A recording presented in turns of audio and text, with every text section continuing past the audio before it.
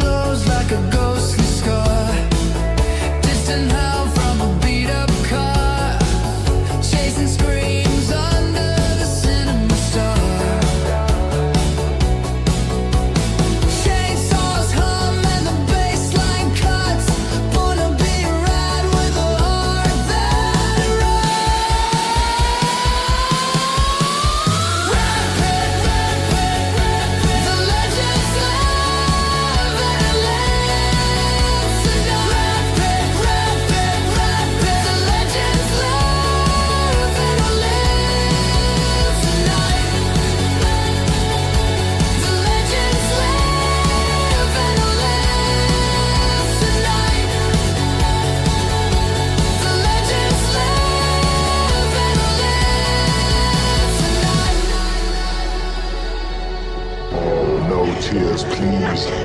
It's a waste of good suffering.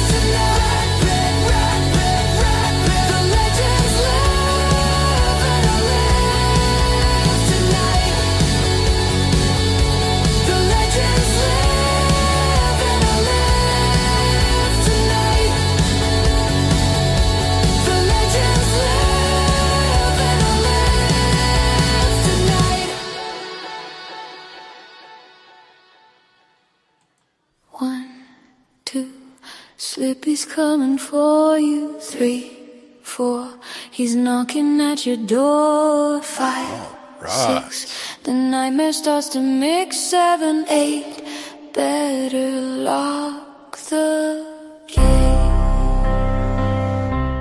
Welcome, boss. Freddy's face in the stairs. Thank Evanescence for that Slippy's Coming For You song. Ooh, baby. How's everybody doing tonight, boys? We're going to rank some more movies. And Felcher has volunteered, even though he received death threats like a couple months ago. Last time went so great. I can't tell you how much positive feedback I got from my choices for the Friday the 13th series last time. It was just universal acceptance and well wishes from so many people. This one could be possibly worse, depending on how you rank these, because people go completely apeshit when it comes to Nightmare on Elm Street. We know this because before the damn thing was even announced, this Steelbook edition already sold out. Like, I don't understand this. People don't even know what the fuck they're buying. They're Steelbooks. They don't care. They literally could not care. What do you mean? What, you're saying that pre-ordered it? Yeah, nobody had any idea what was even on the damn thing. Well, right? that's why you pre-order it, and then when you find out if you liked it or not, you just cancel it. I mean, that's the easy way to go. It was limited. Or buy it and then sell it later. I mean, someone's Well, I gonna mean, buy that's what I would do. I probably wouldn't open it. I'll just hang on to it and sell it. But It's the hot item right now for sure. good to get That's everybody weird, together though. on here. Yeah. I wouldn't have thought that would have been the case. I mean, I would have, but like I would have thought Warner Brothers would have made like a metric ton of those things. And they would never sell out. The problem is there was only 4,000 of them. That's very, very few. That's not many. Yeah. That's all they're think what doing is happened 4,000 of them? That's what they said. Well, so like the Amazon exclusive Steelbook set with those 4,000, and then there's a similar set that's overseas, which is a lot more, like more quantities of it. But the problem is because the one overseas, the more general Steelbook set has got the Blu-rays and 4Ks. It's like an extra $100 and something. So it's like it's there, but it's way more expensive than if you would have got the Amazon exclusive without the Blu-rays, just the 4Ks. For a lot less money. And that's the one that's really limited right now because the price point was actually really good for that, where I think the UK price point's a little steep for most people. But there is the standard edition that's going to be out there for everybody, which is for a decent price. But what I heard was that this damn Elm Street Part 1, the limited one they put out, they made way too many because the people wanted it and they just got stuck with so many of them that they kind of like, we don't want to do that again. So that's why they did this route, so they wouldn't get stuck with like boatloads of Steelbook sets if they didn't sell. You know, makes sense, but they grossly underestimated like the amount of people that would want that set. Yeah, 4,000 is not very many. I mean, that's a small amount for Vinegar Syndrome or something, right? Mm-hmm. Yeah. Now they're doing like what runs at 10,000 basically. So I would call an Audible and call a Screen Factory. They would definitely do this. They would make 8,000 of them or something. Oh, it's 8,000 now. Yeah. I mean, they may change it because somebody said in the chat here, Chalice is saying that first set was limited and they ended up doing more down the road. Like they ended up making more and then now they're stuck. But I think what happens is if they do more, they're going to make it a little different. Like you won't get a certificate of authenticity. There might be something different to kind of, change up what was part of the first run. And we already know. He's been No, working no, on it what? the whole I didn't time. do anything for the damn set. WGON TV, and I know who you are. You better shut the fuck up. That's old Lair Bear. That's his new nickname, Lair Bear. You're awfully quiet about this whole thing, though. Yeah. But it hasn't worked. Because I have nothing to say. Nothing to add to the conversation about these discs at all? Not really. Sir? Did you get your free copy for working on it, or did you not get the Yeah. Steelbook set? Did you get yours yet? And we lost. Listen, it's going to get much worse soon. So hang in there for as long as you can, folks. We'll see how long he'll be here. Look at Nubbins. He just sent a super chat. Look at his picture. We got a couple of stickers here real quick. A super sticker from Jeff Down is up. $1.49. That'll get you a sticker on Severin Film site. Nubbins picture. Yeah, not ruin Nightmare on Elm Street tonight. Look at that one. That's a new film coming up. Come message, this is Slippinator. We're not even 5 minutes into this, and I already want to go home. When do you guys? When do You see are them home. again? Technically, so. Oh, yeah, that's right. Y'all I'll see you that guys pussy later. hammock in the background, man. So, people generally take Nightmare on Elm Street franchise very seriously, Sleepy. So, I mean, there's as opposed to the Friday the 13th series, Yeah. in which they're carefree and whimsical about it all the time. I think that like we gave you two real softballs to start off with ranking things though, with both these franchises. So I mean, nothing can go wrong tonight.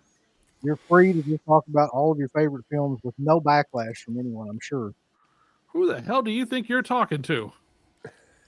Do you think I've never been on this show before? Do you think I don't know your crowd? Our crowd is gentlemen and scholars, and yeah, there's nothing going to happen. No, there's going to be no. We're just easygoing, fun-loving, positive fellas We're here. incredibly positive. Oh, bullshit! We-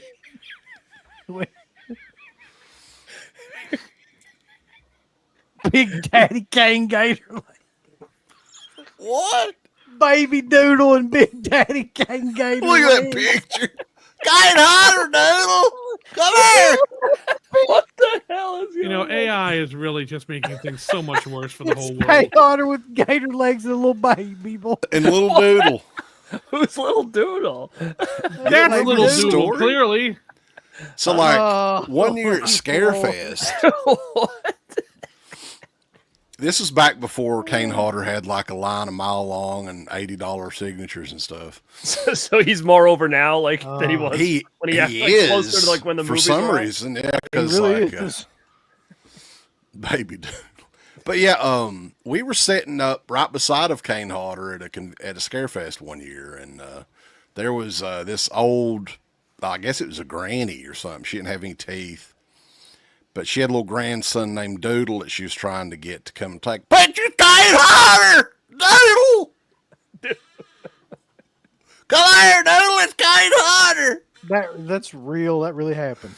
Oh I mean, my god! that's- Well, I have a that's funny Kane for Hodder real. story. Is he was at a convention I was at, and it was like a Friday night, and all of a sudden you see some dude running down the hallway like this, and his arm's like gushing blood. Kane freaking sliced him with a real machete in the arm. Guy had to get rushed to the hospital. Damn. Swear to God, because he didn't realize like it was that sharp, and he like kind of like went like that. It really gashed the guy's arm. And the guy, but I think the guy who it was like the handler at his table. Like it wasn't a fan. Well, I mean, still a person, but like he Remind me really never cut to be him his in the arm. handler. Gosh. I think it was his handler or whatever. He was just kind of joking around and really cut it. That woman named her kid Doodle. Ain't nothing wrong with it. We already have 225 people on here. This is a multi-stream air. It's on the Born to Be Rad channel and the DEADPIT channel, amongst other places. I don't know. We're on Facebook and LimeWire. I don't know where all we're at. We're a little bit everywhere. Yep. Yeah, we're on Facebook and Twitch,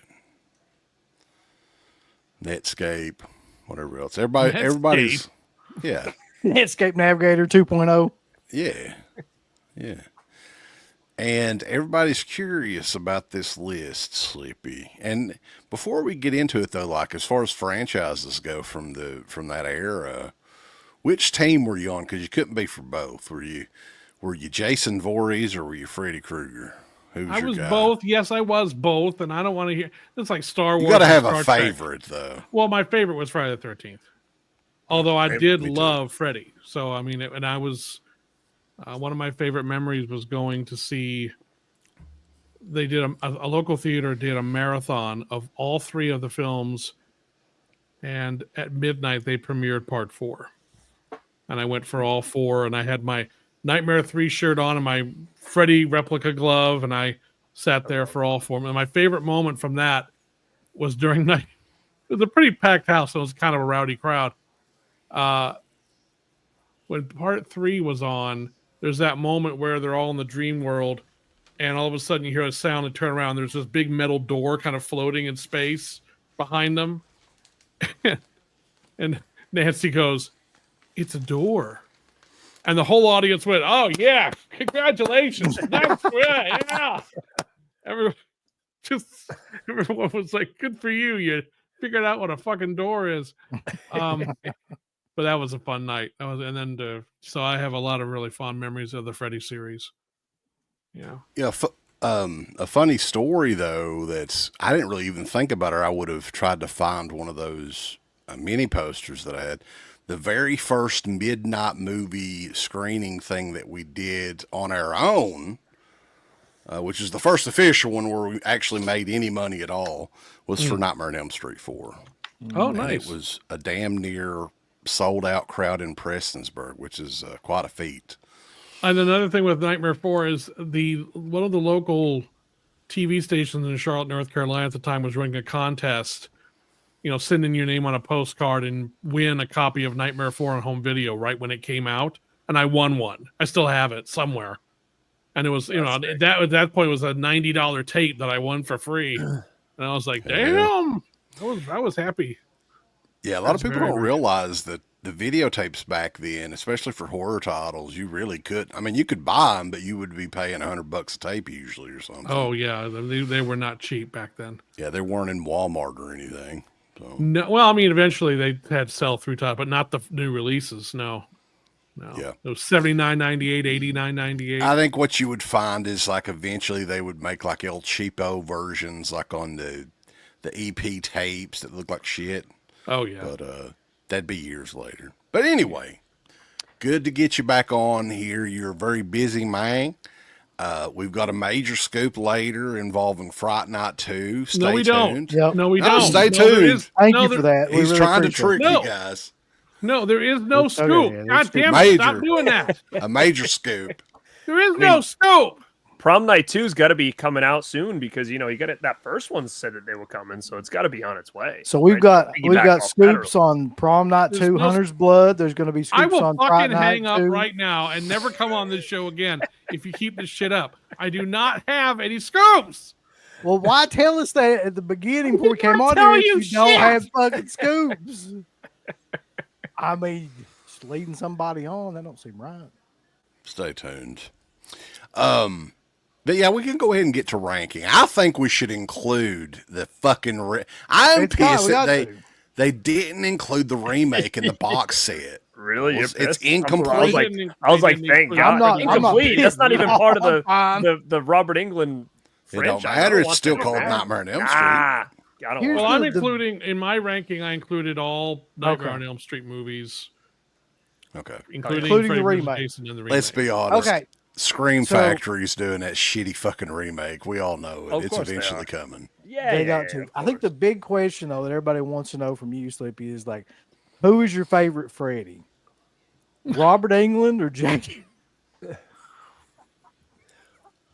You know what though? Arrow might do that 4K. by Sorry, the I way. couldn't He was get through after it. Arrow, but yeah, I'm curious who he likes better. Oh, Yeah. What do you say? Gee, I'm going to go with Robert Englund. Okay, now can we? Good choice. Can we? yeah, we can go ahead. Sorry. Yeah, So get could that out of the way. please. Now, what? So are we starting at the bottom, going up like we did last Yeah. time? Yeah. Yeah, worst. What's the absolute worst? Bottom of the barrel.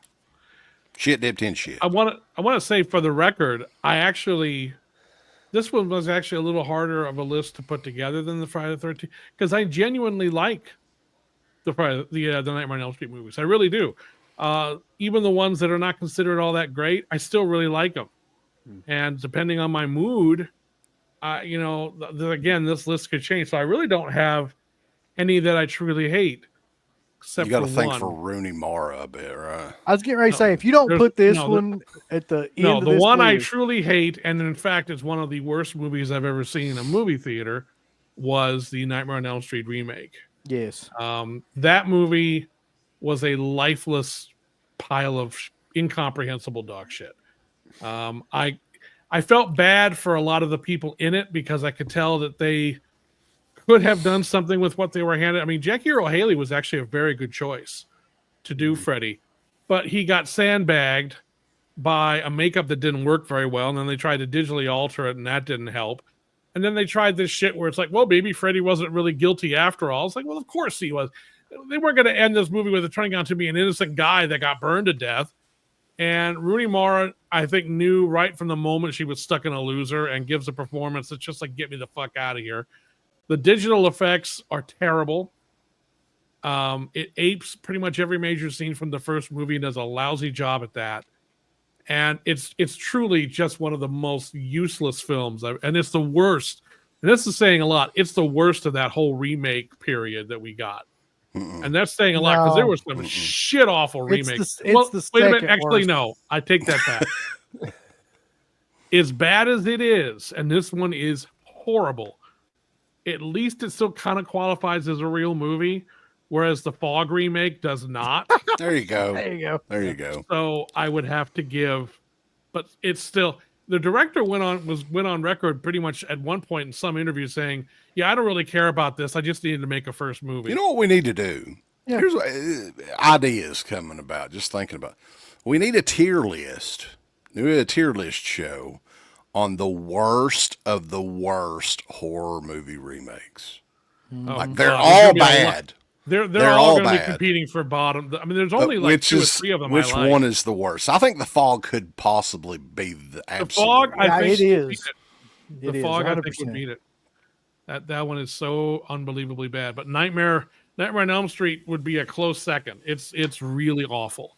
Wasn't there an interview where Rooney Mara basically said she wanted to quit acting? She made that movie. Yeah, she won't talk about that movie. She admits she That's did how it, but bad that's it about as much as because she can't deny she's in it.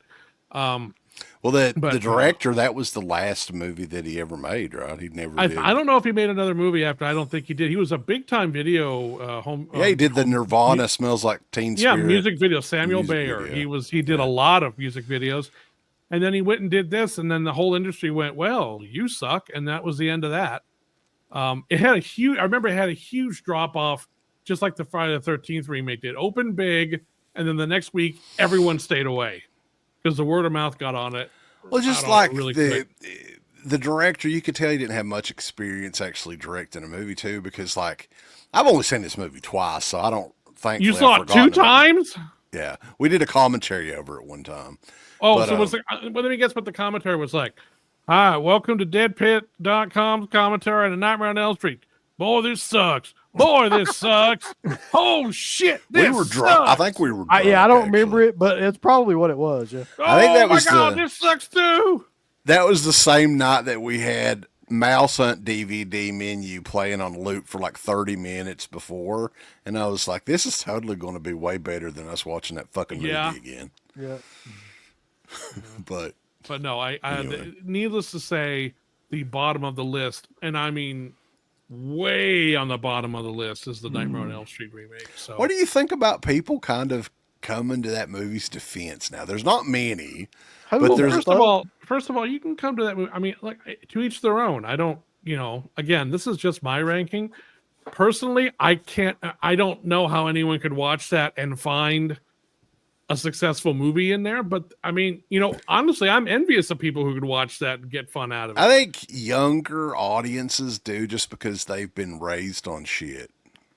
Like, I don't know, but honestly, like most of these movies now are all like newer movies are just freaking like I don't know what happened. You better not. Does me? Do I? Yeah. Do I like it? I'll never remake? watch it. I'll never watch Hell no. That'd be my last on the. That's my last on the list. I did. I will never watch ranking. that again under any. The life is too short. I couldn't do it. I'd need to revisit these movies because I haven't watched them in a long time. But anyway, let's continue on. The next one up on the list. Now, this is where it starts getting to be like, again, I like all these movies going forward to varying degrees. There's nothing on this list I would consider from this point on to be bad or something unwatchable. So just that caveat. The next one up on the list would be Nightmare on Elm Street Part 5, The Dream Child, which I think is a gorgeous looking film. If you were asking me which of the films had the best overall look to them, I would put that one up there, maybe the top 2 or 3.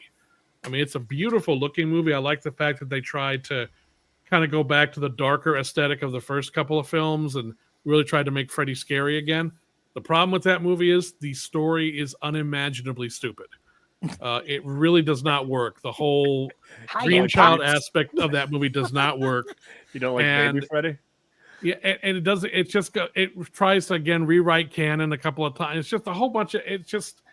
It's a film that you can tell they rushed into production before they really had even a modicum. It was like less than a year, I think. Right? Yeah, I mean, this was when Freddy was red hot, and they were pumping these things out right after the other. But this one really suffered from. And if I'm not mistaken, the fourth movie made the most of any of the. It was. They were coming off of Nightmare 4, which was the biggest hit of all of them, and then less than 1 year later, this one comes out and it flatlines. 89 was the death year for all the major horror franchises: Halloween, Friday the 13th, Nightmare on Elm Street. They all had underperforming entries that year.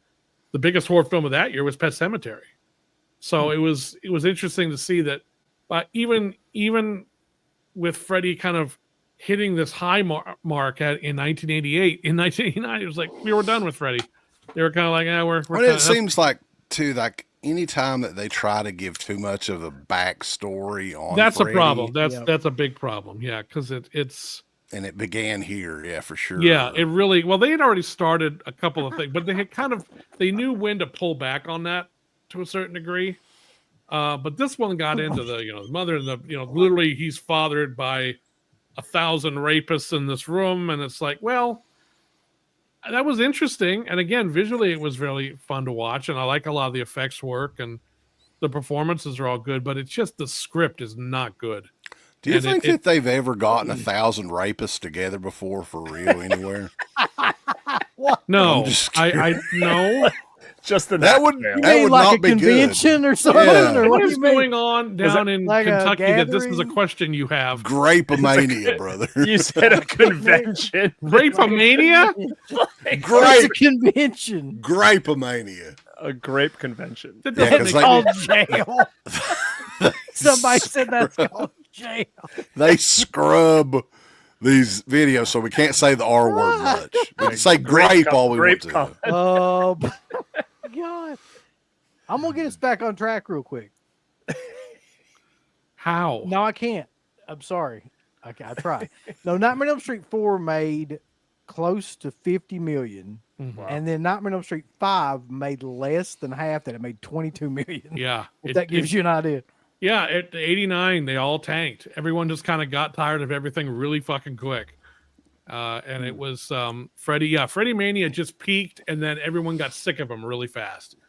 Because by the time Nightmare 4 came out, there was the merchandise was everywhere. Freddy was on all the talk shows. It was, I mean, you couldn't go anywhere without Freddy, and everyone eventually just were like, okay, Why do you think that happened? Do you think it was just overexposure? yeah, absolutely. Yeah, he had the Freddy hotline and Yeah, trading cards. He's doing songs he with was- the Fat Boys and I've got a Freddy Yo-Yo over here. Is that why? Yeah. Fucking Fresh Yeah, I mean, there was Prince had Freddy that Underwood. Freddy song. squirt heads. they had Freddy Underoos and shit, and it's just like, this is not right. I will say though, for this movie, this is my favorite one-liner from Freddy in any of the movies. I know what it And is. I don't know if you guys can guess which one it is. Just the timing of it. I don't know why. It's just it cracks me the fuck up. What is it? All right. You do it, Uncle Bill. I think you know what it is. It's got to be Bon Appetit, bitch. There's a pause there where it's like Yeah. perfect. Right. He's like, Well, he like almost turns to the camera, bitch. yeah. Like her But I- face is like this, like getting ready to explode. I am happy to see that they are going to finally release the uncut version of 5 on the 4K. That hasn't been available since the VHS. So it's nice to see that they're at least going to do that. But it's a film that I revisited a couple of times, and again, if I just turn the movie off and just watch it, it's great. Again, the comic book sequence is really cool. The lighting, the dark shadows that the movie kind of puts Freddy back into. Again, I very much like that, but it's just, man, the story is really a bummer. It's just not good. I thought the That look little of kid- Freddy. The was little not kid very is good not- The either. little kid is fucking just brutal in that movie too. Yeah, Right. they didn't utilize him very well, and it just, I don't know. At the end of the day, I didn't Run get much of a around. sense. The movie just kind of rambles a lot. It just does not He's seem to. just running around looking like Pugsley Adams for a while. Show me a thing or two, Pop, or something like that. Yeah, that's weird. That stuff's weird. It's a film worth watching, but it's not one that bears a lot of repeat visits, just because again, it's just kind of a slog to get through. The karate scene where they ran out of money, so they just had him like fight the air. Yeah, Let's just do that. That's an It's fine. artistic choice. That's Yeah, what they that didn't I have was. any did. money left, so they're like, well, that "Ah, was we'll 4, wasn't it? That was Was for karate yeah, with the because that's headband? where Oh, he's yeah. like Yeah. yeah.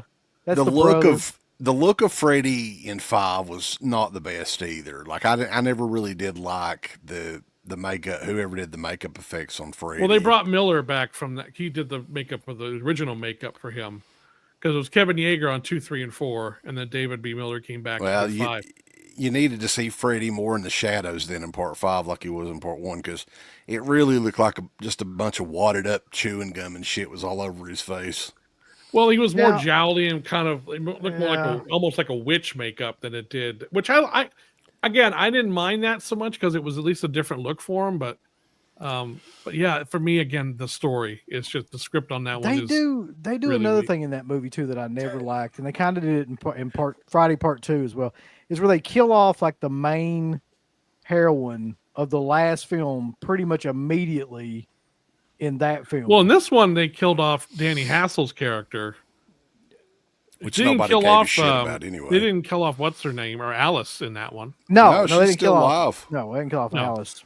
They could Yeah, bring but They they Alice killed kill back. off. They kill off. Jesus Christ! How can I not think of her name? In the I previous think movie, kill they off killed Tuesday night. Yeah, but that was four. part 4. Is that 4? In What the 4. fuck? I'm Yeah, getting 4. and Because 5 she was mixed up. Patricia Arquette's character that didn't come back. Yeah, that never made any sense to me either. But, okay, Like, it looks Yeah, they nothing couldn't even like- get her to come back for 2 days or whatever it was. She was Yeah. done. to kill her off.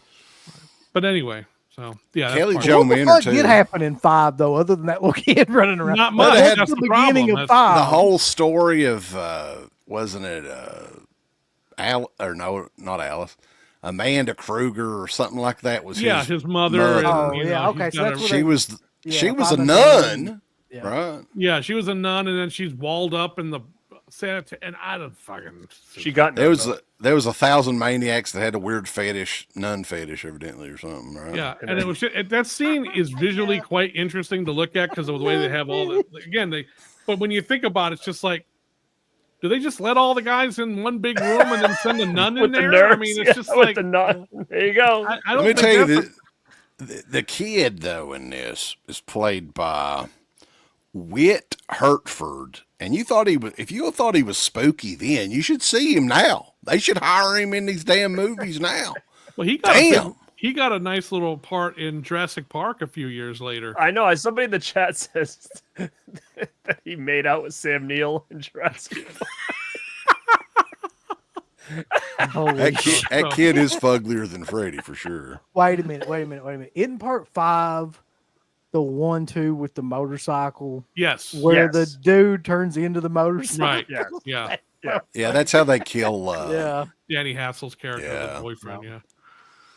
But anyway, so that's part 5. Who directed part 5? That was Stephen Hopkins. Thompson. Yep. Okay. Yeah. Who He also actually went did on to do Predator a 2. couple. He did Predator 2 after that, and then he did a really underrated movie called Judgment Night with Emilio Estevez. Oh yeah, And, Right. It's a great movie. Yeah. That's I a saw really, that one in the really theater good back in movie. the day. Dennis Leary's The Heel. It's a great. Yeah, it's actually quite good. Yeah, so I'm kind of with you so far. I think that my list would be right there with Yeah, you. there's nothing crazy so far. I'm amazed. Yeah, well, What the is next it? one up, kid looks like the moon. He kind of does. That makes What does sense. that even mean? That was... Oh, The God. Uncle Bill, see if you can't pull up a picture of him now to show. No, Alright. don't do that. Don't do that, please. Don't do that. Like, No, I'm not kidding. when you go outside at night and you look at the moon, there's that fucking kid from there's that kid from part 5. not then though, but now. There's the dream Like, he- child right there. the dream child in 2025. Oh, I just had something. I can't say it. Whit Hertford. What the fuck kind of name's Whit? When the moon hits your eye, it's the kid from Dream Child at Samore. Come on, Pop. That's not right. I'm so sorry. Oh, fuck. So, Hold so on. sorry. That kid was also in that movie What's his Maki name? too, I think. I, Whit Hertford. WHIT Hertford. Okay. I am not going. Yeah, Jack, you're absolutely right. I was cold. I'm not proud of that. You see him at a convention, you just start saying it. He was in a couple No, of now if I episodes. see him at a convention, I got to go up to him and actually, he never does conventions because he's got Jurassic Park money. He's So too if I can fucking see creepy maybe looking for- too. He don't need to cosplay. He can just show up. Come on. This picture's when he's going through his like Amish indie folk. He's like things 10 here. times Oh, okay. creepier than any of the Children of the Corn combined. This is I don't is- condone any of this. Yeah, this is nothing to do with Felcher, and he apologizes in advance for what I'm getting ready to show you. Come on, Pop. The fuck is I mean, that's not bad. He's a normal no, I don't. looking. I don't get. No, that's not. Yeah, That's he's not moon-like. normal.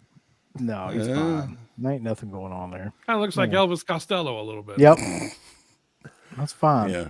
If Elvis Costello did extra meth, there you He go. actually would have made a great Malachi or Isaac. I would have. Yeah, he would have. Yeah, for You sure. know, I thought that's who that was at first, but this different kid. different guy. I guess So now. anyway, how about we move on to the next movie? Hold on 1 second. Let's look at more pictures of him. Real Oh, quick. for Christ's sake! See a closer up photo. Yeah, I don't think that's a good one. Let's take a look at this one.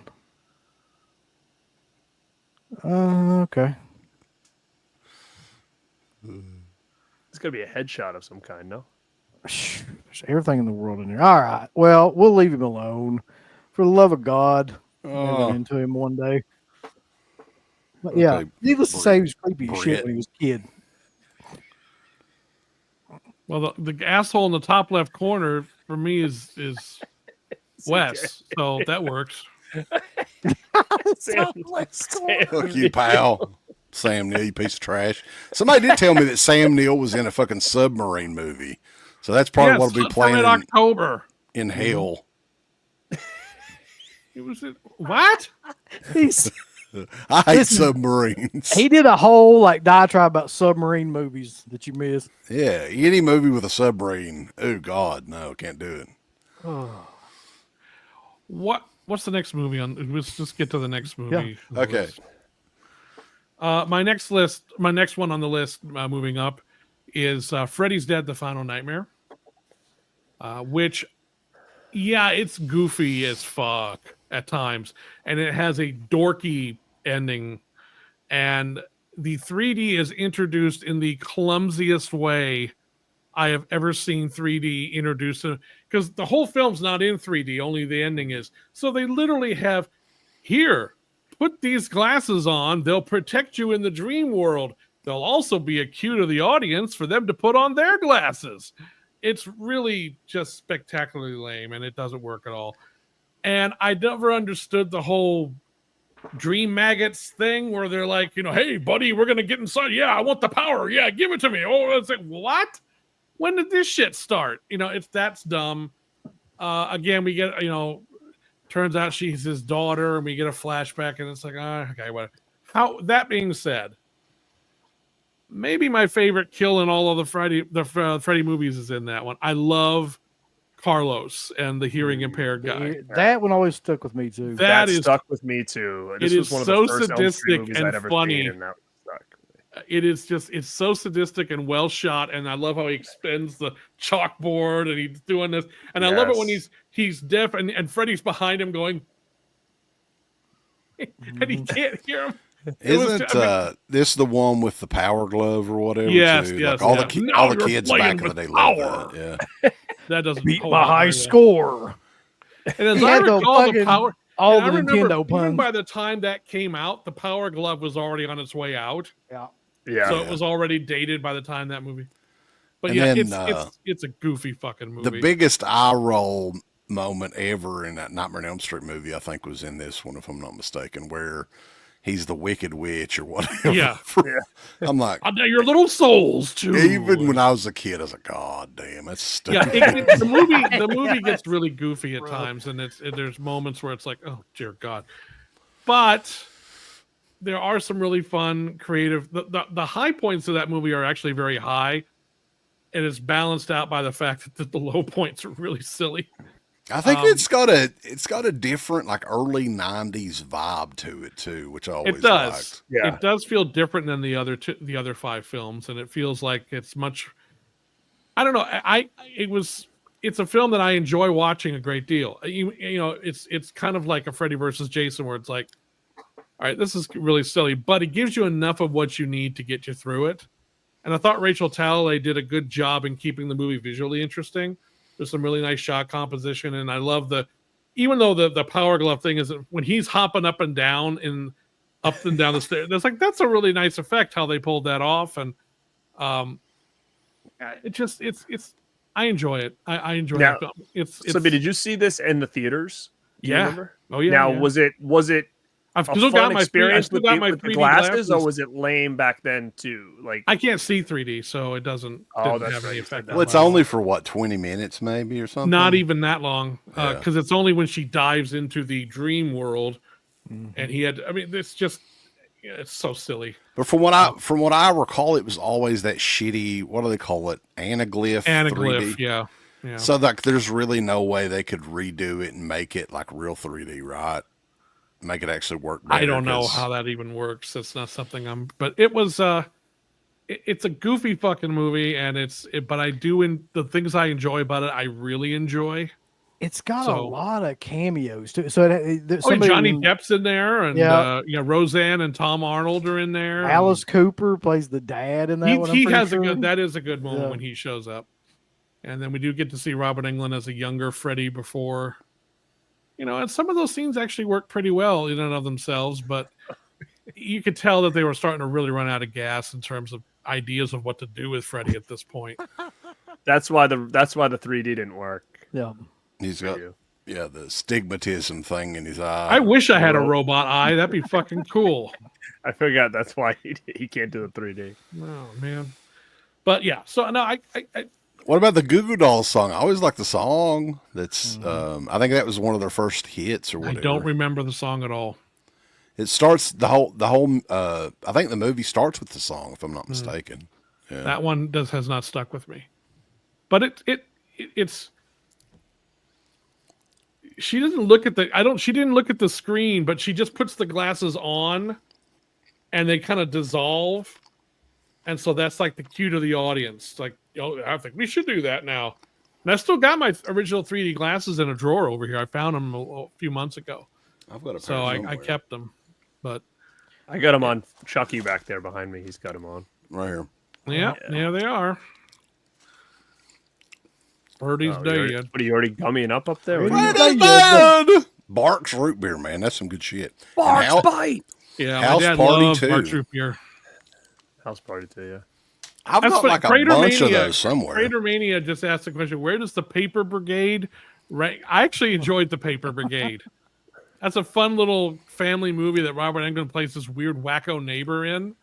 It's actually kind of a fun little movie. I remember I was working at a video distributor when that came out on tape, and I was like, the fuck is this? I enjoyed that film. Didn't Anchor Bay do that? No, Warner Brothers brought that one out. Oh, okay. I don't think they ever did. I don't know if they did a DVD on that or not. I can't remember. I am not working on the Salem's Lot 4K, no. But it is being worked on. Yeah, it's been worked on. Someone's doing it. I think Arrow's doing it. On Freddy's Dead, though, what special features did you do for this one, Slippy? I've really never liked you, and let me explain the reasons why.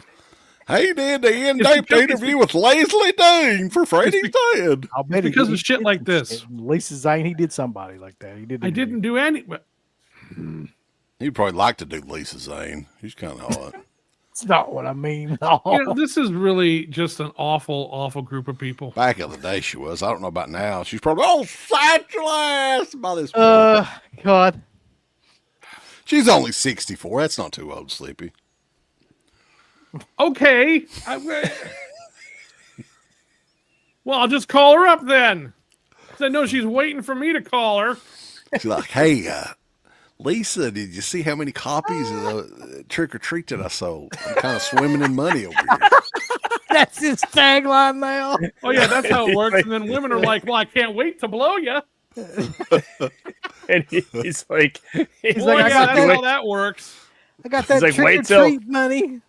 Wait till Friday Night 2 comes out and being loaded.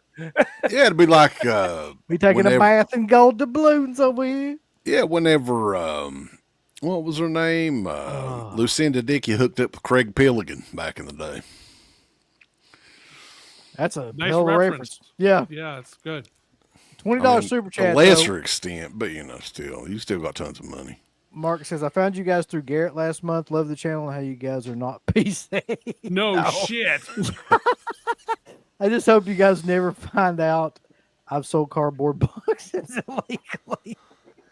Look, man, that's your thing. That ain't us. Just do it privately, and we won't have to sick Warner Brothers lawyers on you, okay? Mm-hmm. Slippy is now disassociated from the conversation, and I think his life questioning his decision. Have you talked to Toby Sexton, Slippy? Huh? For that movie, for that documentary on Freddy's Dead. Freddy's Dead. No. The final Friday, they lied to me. It wasn't the one. This thing's going to come out. You're going to see the final nightmare. nightmare, and you're still going to be bothering me about this. The Final Friday. I think we'll find out. I just now realize there's a Final Friday and a Final Nightmare, and they both lied to us. It was not God, true. Friday the 13th used the word final twice, and it was a lie both times. Son of the bitches lying to the fans. All right, yes, what's next, Slippy? The next one on my list is Wes Craven's New Nightmare. I don't know why, but I thought that would have been higher for you. You would think so, except I respect that movie more than I kind of like it. If that makes sense. I feel the same way. Yeah, I'm the same way. It's a very creative film, and I really love the fact that he did something that was so outside the box back then and really tried to do a meta commentary on Freddy itself. I just don't think it really works that well in the end. Mm-hmm. I think it's something that the first half of the movie I think works really, really well. It's the back half of the picture where it becomes a little bit more like a conventional nightmare movie. And I don't. Yeah, it was too much too soon. Like, this was pre-internet for a lot of people. I mean, what was this, 94? Yeah, 94, yeah. So, like, a lot of people didn't know who the fucking actors and people like that were. People didn't care about that sort of thing. Yeah, it was just a little bit too inside baseball, and I think it was also, again, he had a really good head of steam going in the first half of the picture, and then it was almost as if someone said, "Oh, you got to make more of a conventional Nightmare on Elm Street movie. Mm-hmm. You know, you got to have him running through a boiler room or some shit at the end, and be more of, you know." And it's like, well, that seems kind of rudimentary to have after this setup. And I don't know. The back half of the movie, it feels like kind of a letdown. But I think, I was going to say, like, there's several, like, people get really caught up in the idea that it predated Scream, but they don't notice the fact that it's not a very good movie. Like, I still give it a thumbs up. Don't get me wrong, but it's not one I go back to a lot because I really, at the end of the day, it's like, oh, this. I admire the intent, and I admire his approach to this more than I did the final result. And it's funny because you could absolutely see it as a dry run for what he did with Scream.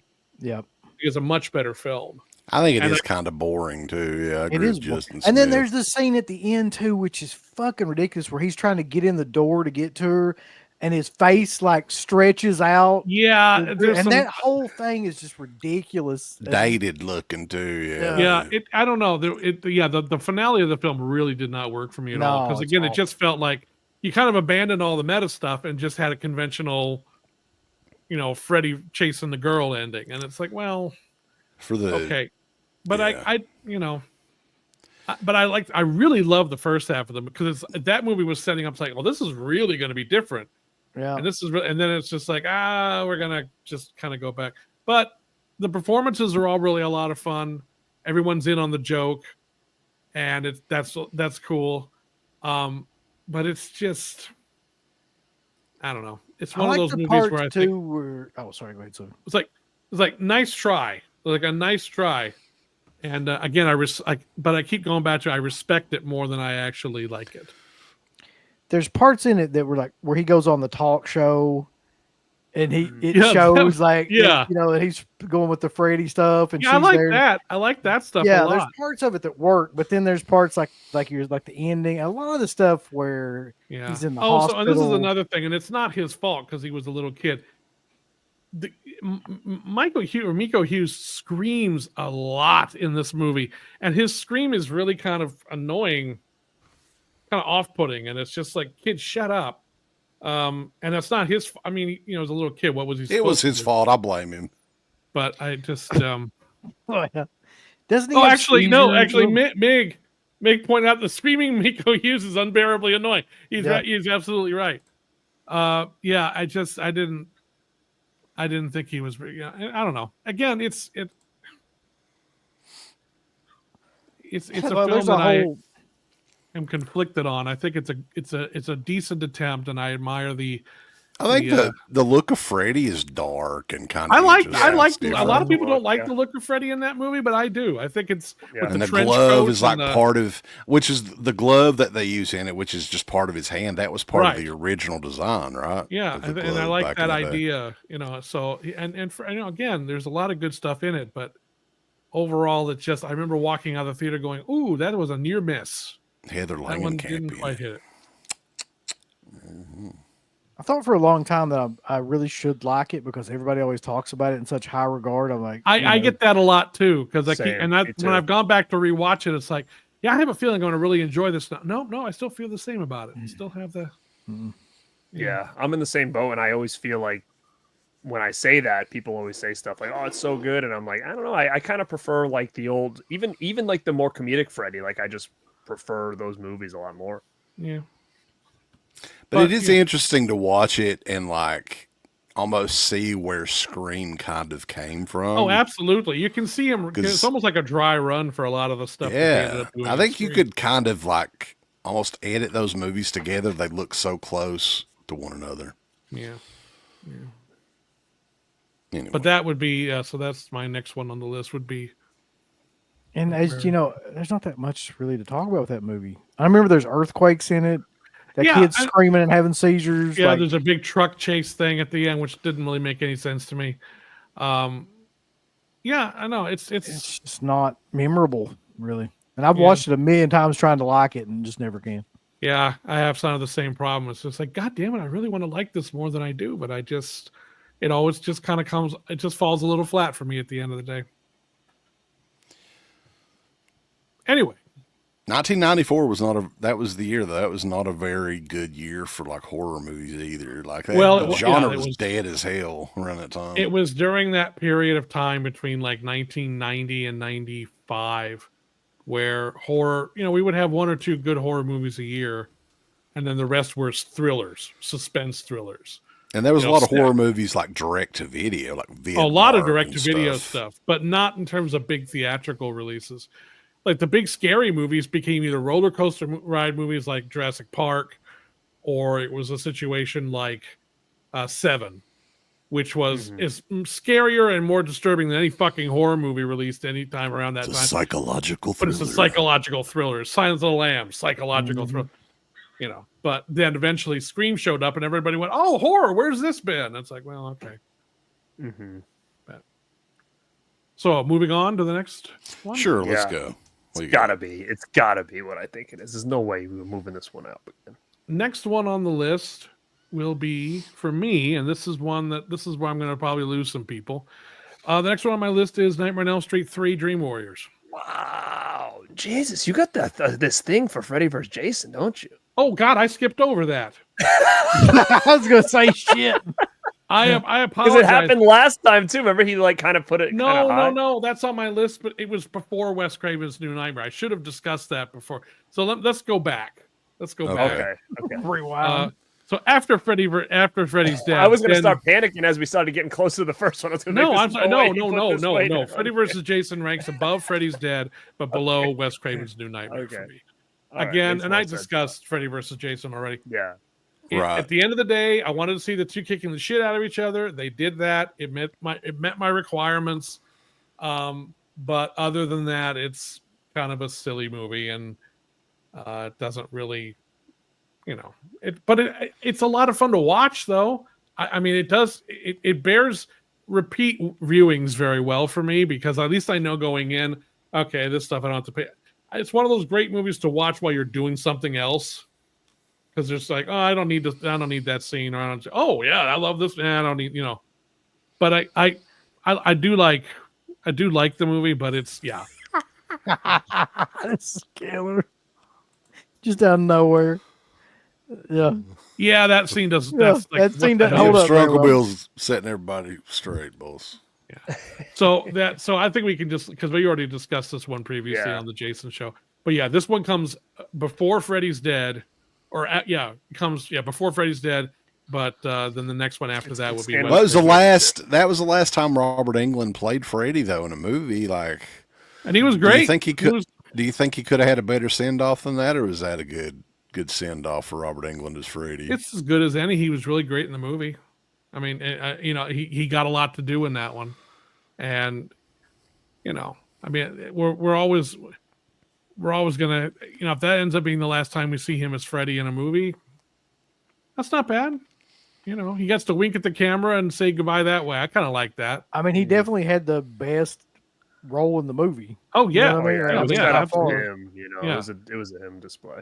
and I Well, I mean, do who wish else was in it though? Really, like Ken Kersinger's big dumbass Jason. I don't. First of all, I don't have any problem with Ken Kersinger taking on the role or anything. He did clearly what the director wanted him to do, which is be more like a Frankenstein type, guy. Do you think that? Wait, what was that? How did he do it again? No, don't do that again. I don't seem to recall him saying anything like that. Do you think Tommy Jarvis could have taken out that Jason pretty easy? shit. I think pretty easily, yeah. Tommy Jarvis was like, yeah, that Jason's fucking gigantic pussy. He was a giant. I'll have to get a bigger rock. To get a bigger rock. You got Shit. He doesn't want to get the Tom Matthews thing going again. Uh, You guys are going to see him soon, so you look Yeah, at the coming up the end of October, man. We're all going to be together. Going to go to Applebee's. Where is he at the end of October? Living Dead weekend, man. did. Oh yeah, I won't be there for that. But in any case, Well, He's failing. He's Tomorrow no you see, showing. like, the guest list. It's like Michael Felcher canceled. I'm not on the guest list. No, but The head of you know, Red Shirt Pictures canceled. Well, who else is Savini going to talk to the whole time, Felcher? You got to be there. nah, I'm good.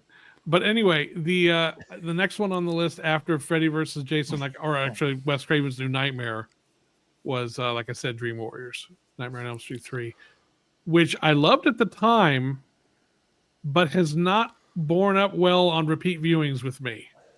And I still love it. I mean, it's still a really good film, a really entertaining sequel, but strangely enough, I'm not as engaged by that one as I am some of the other films in the series. I don't know why that is, because again, it's very, very strong. The characters, the kills are memorable as hell, and I would like to know why they couldn't get a consistent. Why Freddy's voice is so different at times. It's like just his regular voice, and then they give him the deep voice, and then they go back to his. It's like they can't. It's like, why didn't you pick a? It's like I never understood that. It seemed kind of like someone fucked up on the sound mix. But it's I don't know, and I can't really put a finger on why it doesn't rank as high, because it was really the one that blew open Freddy for everybody. I kind of agree with you on this one. I mean, I hate to, but I do, because like it seems like that one has just not aged as well as the other ones. Like a lot of the other ones technically, are the effects and everything are still really, really good on it. No, and I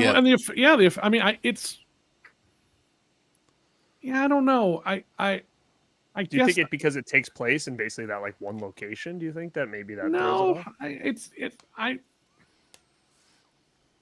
I think it's just there's something about it that the story doesn't quite engage me the way that some of the others do, even though the story is relatively strong. I think it's not like and again, I'm not saying it's a bad movie by any stretch. I saw it a bunch of times in the theaters, and I really still, and that's why it ranks so high on the list. I mean, it's in my top 4. Well, there you go, right there. What would be my dream power, and would I rock the Joey teardrop? No on the Joey teardrop. But the dream power, which I guess would be like a superpower, I guess. What would it be, you think? I know what it would be, and it's the dumbest thing you could possibly imagine. But We got to hear it, dude. It's the only, and it's not really a superpower. It's a cartoon power that I saw once that I would want. And it's a useless power, but I just think it's really cool. There's a series of cartoons that were done by Walt Disney with Chip and Dale, the two chipmunk characters, and Donald Duck. And they face off against each other in a series of cartoons. And there's this one where Donald Duck is making breakfast, and Chip and Dale smell it, and they get down there and they kind of start trying to steal his pancakes or whatever. And anyway, they look in, and Donald's making breakfast, and he's got this huge stack of pancakes, like about this big. And he's got a big pat of butter over here. And he takes this big stack of pancakes like a deck of cards, and he takes one knife, and whips a pat of butter in between each of the pancakes. And he just goes, Hell yeah. and I'm like, any other superpower, I would go corrupt and probably blow up the planet. But this couldn't hurt anybody, and it's super fucking cool. So that's the dream power I want. That's a random fucking reference there, too. Yeah, I want to butter my pancakes like Donald Duck did. And that's because that way pancakes. Hey, there's nothing worse than a dry ass pancake. I'm with you. Yeah, exactly. So that's amazing. I even tried to do it once. I made a stack of pancakes at home, and I tried to, but I hit the butter, and the whole butter went flying. And I was just like, "Well, this is obviously never going to work." But it was. So, if you guys ever see Slippy at a convention, bring him some pancakes. No, please don't bring me pancakes. Don't do that. Funny pancake story. Have a stick of butter or something. Funny pancake story, and Felcher, you might get a kick out of this because you knew Gary Clark quite a bit, right? Gary Clark? Very talkative guy, yeah. No, I knew Gary, yeah. Steele from Day of the Dead. A really great guy. Great guy. Sweetheart. Really liked he passed away a few years ago. Very, very nice guy. But he loved to talk, and we didn't realize this when we interviewed him. The dude was talking for hours. Hours, right, Uncle Bill? It was like a 3-hour interview. 3 hours at least, yeah. And we had to do it early because, he was like an early bird, right? Because it was like 9 o'clock or something in the morning, 10 o'clock in the morning. And my dad brought me a big thing of fucking pancakes. They had some sort of pancake dinner at church or something like that he brought. Pancake breakfast. And I was like, fuck it, there's some pancakes in there, man, and they're getting cold. And this guy's going to talk the entire fucking time. So I ate a big plate of fucking pancakes, and he never skipped a beat, didn't notice it or nothing, man, for probably, it took me about 10 minutes to eat the whole plate. What, you ate it while you were interviewing him? Yeah. Well, I mean, we didn't ask him any questions.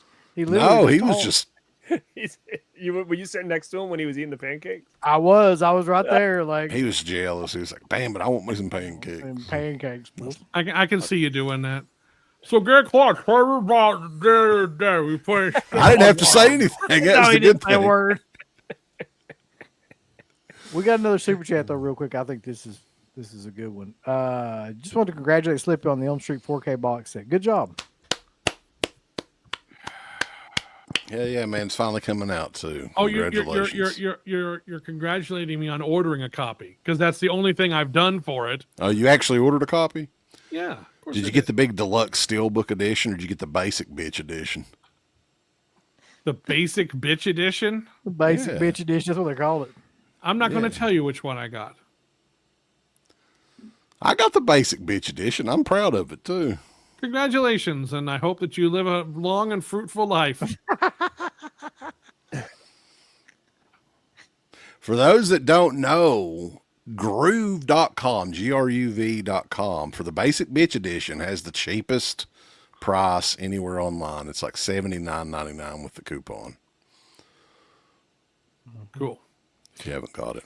So part 3 though, real quick. For me, like I can't watch it anymore at all. But it's just because I've seen it so many times. You know what? That might be another issue with me because it was the one I overdosed the most on back when I was in high school. Because I got the tape and I went to the theater. I mean, that was when Freddy blew up and I just went, that was 87. And that was the year after I got into horror. So that was like, oh my God. So I went and saw that in the theaters at least 3 times and then watched it on video. And I think I just burned myself out on it. But oddly enough, that didn't apply to some of the other ones I watched just as much. I don't know. It's a film that I can't really point out one big problem I have with that. Is there too many characters in it? Maybe that, and maybe and also maybe I wasn't as engaged by Nancy coming back as I maybe thought I would be. Well, it's got the coolest overall idea, in my opinion, in that the fact like it's basically superheroes taking on Freddy. Mm-hmm. Like it's like Marvel fucking superheroes took on Freddy. It is the idea of the movie. But let's be honest, nobody believed Ira Hayden was a fucking superhero. Come on, that's a bit. Well, the Wizard Master, but he didn't last very long. That was one thing. It's like I would have liked more of them to have made it to the end, because it was like they basically come into their own in the dream world, and then Freddy just ices them immediately. And it's like, well, okay. But you do get some really great kills and some great one-liners, and it's a fun movie. It's a really fun movie, but it's one that definitely ranks. There's 3 others in the series that I definitely like better than that. I'm kind of with Dirk on this though, man. Like, I don't know what it is, but I'm just like burnt out on this franchise at this point. Like, I can't figure this out either, because like I'm not that way with Friday the 13th. So why are we that way with Nightmare? I'm not. I feel like, to be honest, out of all the big franchises, I feel like, to me, I watched Nightmare stuff the least, I think, growing up. So for me, Halloween was definitely the one that I checked out of earlier than any other franchise. Oh, we got that one coming up, maybe. We've seen these movies 100 times, but like, why is it that October. I can still go back and watch like any of the Friday the 13th movies from the Paramount years, but I can't with Nightmare? Well, it's nice. I do tend to go back to Jason much more than I do Freddy. I do too. Yeah. Even though, objectively speaking, the Nightmare films are much better films than the Friday the 13th films are. They're much more interestingly directed. They got better acting. They've better got effects. Yeah, I mean, they're much more creative in just about every way. But I just love Jason's dumbass. I don't know why. It just. But anyway, so yeah, Dream Warriors, big thumbs up. But it's not even in my top 3. No. Which, when you do a ranking, that usually means you hate it. So it's kind of how it works. Not really. Like I said, the only one I actively hate. No, I know, but I'm saying when people do rankings, you could be like, it's my 4th of 9, and they're like, oh, why do you hate this one? It's like, no, I know exactly. It's like, I don't fucking hate it. Yeah, it's one that I think like a lot of people kind of it's almost overrated at this point, because everybody says it's like their favorite or whatever. That might be part of it too. And then when you rewatch it, you're like, I mean, this is okay, but But personally, like, I like the 4th one way better than the 3rd one. Always have. This is actually a good idea right here. Jeff says we should do a Halloween ranking with Slippy and Sean Clark. That'll be interesting. Somebody would fight in that, because I mean that's kind of like Sean Clark's thing, right? Or the Halloween. Well, with Halloween, it'll be a lot easier for me, because a lot more fun, because there's many more of those I hate than I do. So you'll ruffle a lot of feathers. There's like 4 or 5 of the. There's like 4 or 5 franchise that won't die, man. That's the franchise that will not die. Yeah, how many Halloween movies even are there at this point? Well, there was what I call the original set, the original 8. Then there was the 2 Rob Zombies, and then there were the 3 new ones. So that's 13. Jesus Christ, that's 13 of those movies. Or 12 Michael Myers movies if you take out Halloween 3, which I don't, because that's my favorite of the whole fucking series, and it has nothing to do with goddamn Michael Myers. Well, Michael Myers is kind of in it. He's on the TV screen for like 3 seconds. Yeah, he's in it. Yeah. But anyway. All right, top three, breaking the top 3. Yeah. So my number 3 choice is Nightmare on Elm Street 2, Freddy's Revenge, which I've always liked, but unlike some of the other ones, this one has aged really well with me. A lot of people didn't like this movie when it first came out, because it quote unquote violated the rules by bringing Freddy into the real world. Sure. But I like the theories behind that. The idea that he's hitching on to a live person, kind of like a Manitou, and then coming into the real world. And it was just the 2nd movie at this point too. So how strong were the rules, really? Yeah, exactly. And I appreciate any sequel that tries to break out and do something really different, which this one very much did. Freddy ruins the pool party by throwing around plastic furniture. And it was arguably the last of the main run of Freddy movies where he was genuinely a very scary figure. Mm-hmm. He was still very darkly lit. He had the one-liners, but he wasn't the horror host yet. Yeah. He wasn't the showman yet. And the effects are really good. The makeup, the photography in that movie is beautiful. And it is interesting. It was a film that always seemed a little off to me in some ways. Like as a kid, I could never really figure it out. And then later on, when I didn't watch it for a number of years, I went back and I watched it and went, oh, wow, this movie's really gay. And I didn't see that. It's really gay. No, it is really gay. And it's true. Really gay, yeah. Yeah, but it's a very interesting metaphor for being in the closet and repressed homosexuality. And I mean, and I, you know, whether that was, and I know Jack Shoulder always says he never intended for any of that to be in there, but it's like, Dude, Jack, it's everywhere in this movie. Yeah. I mean, there's the gym no teacher way. forgot the gym teacher who you find out it was in an S&M gay bar at one point is literally attacked by his own balls. Yeah, you know, I do mean, feel the same way though. As a kid, I always felt like this one was unique, and I couldn't put my finger on why. But I didn't put two and two together with that until I was older. Yeah, I mean, number one, I thought it was unique and weird that like you had like, you know, you had the final girl and in Friday and in this, and all of a sudden now you have a final boy, which to me was interesting. It was different. But you know, in those early 80s, especially as a kid, you looked past certain things. Like that guy was dressed in the bondage and shit, and the first thing I thought of was like, the demolition dresses like that. You know, like, I didn't think anything of it. You know, I'm thinking like that's back when I've Rob seen shit like Halford this was doing before. that. Like, yeah, Judas yeah, Priest it was there was a lot of out. androgyny in the It 80s wasn't anyway, put so it two was together. like, And then when he's dancing around his room in the outfit and stuff, I'm kind of like, oh, Corey Haim could probably do that. I've seen Zach Morris. Well, you're a do that. kid. You don't Saved by the Bell, think you know? I about. don't- no, you don't Yeah, you have don't think context for any of that as a Yeah. kid. So, Right. You know, The so part it that was- sealed it for me though, where I was like, okay, like there's no way all these people didn't know this, was the part where the gym teacher is getting like his ass whipped by the towel, and I'm like, Yeah. come on, Yeah. Like, No, there's and, no and, way. and the whole thing with him and his best friend Brady, he's literally going to and coming out to his best. I mean, the whole metaphor is so rich there that Sure. it's just like. And look, I think Mark Patton actually gives a very interesting performance in this movie, and I like Jesse. But even as a kid, I remember thinking he wasn't as masculine a male lead as you would see in films like He's this. a screamer. Yeah, and he has, you know, and so, but I thought, well, that was an interesting, but again, it didn't really hit me till later. It's like, oh, okay. And when you finally watch the whole film years later, it's like, this works on an entirely different level. And again, I really like the tone of it. And I really like the idea of Freddy trying to hitch a ride through this kid into the real world.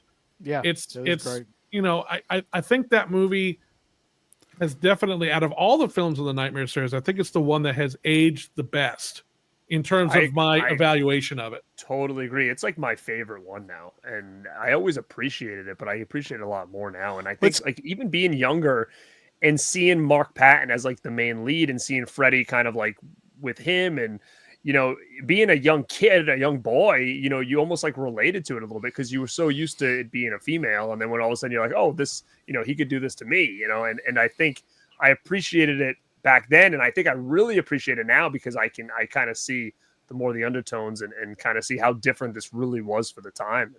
And yeah, I do appreciate Jesse's fashion sense 100%. I won't lie. But it Did also you ever find that has- thing and he pops it? Yeah, what is that? I have. What was that he had? What was that I thing don't know what anyway? the hell that thing was, but I have a full shadow. So there's a funny story is that I saw Mark Patton. The last time I saw him was at a convention. And when I went up to his table, he had like this shadow box. And in the shadow box, he had the little popper, the hat, something else, so the glasses. And I was like, oh my God, that's awesome. And he's like, oh, thanks, blah, blah, blah. I was like, displayed. And Somebody gave it to him or something, right? Wasn't that the story? Yeah, so like he said, somebody made this for me. Oh. And I was like, wow, that's amazing, blah, blah. And then all of a sudden, like I talked to him for a little bit. I went off, and all of a sudden I went back. I was about to leave, and I just walked by the table, and I'm like, you want to sell that? And he's like, sure.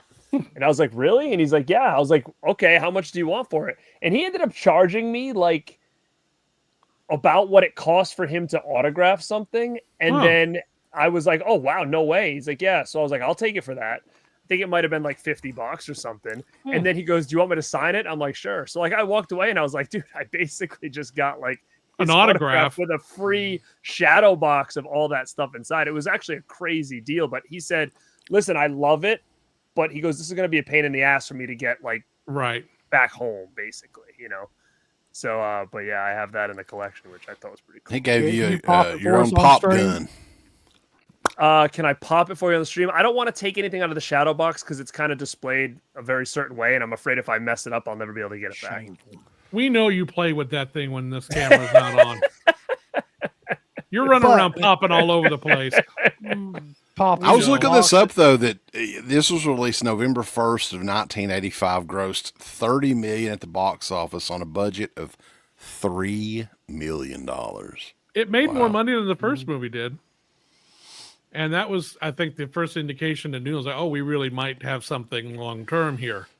Because then Nightmare 3 came out and went way past that. This was, the second one was a huge movie on like Cinemax and HBO and stuff. Because I remember that one always being on like HBO. And I remember seeing it way more than any of the other sequels or anything. So I don't know what the story is with that, but it was always on as a kid. That was the one I was kind of more familiar with. And I always felt that Part 2 had a kind of, it's definitely gay. Like you said, it's got some gay stuff in it.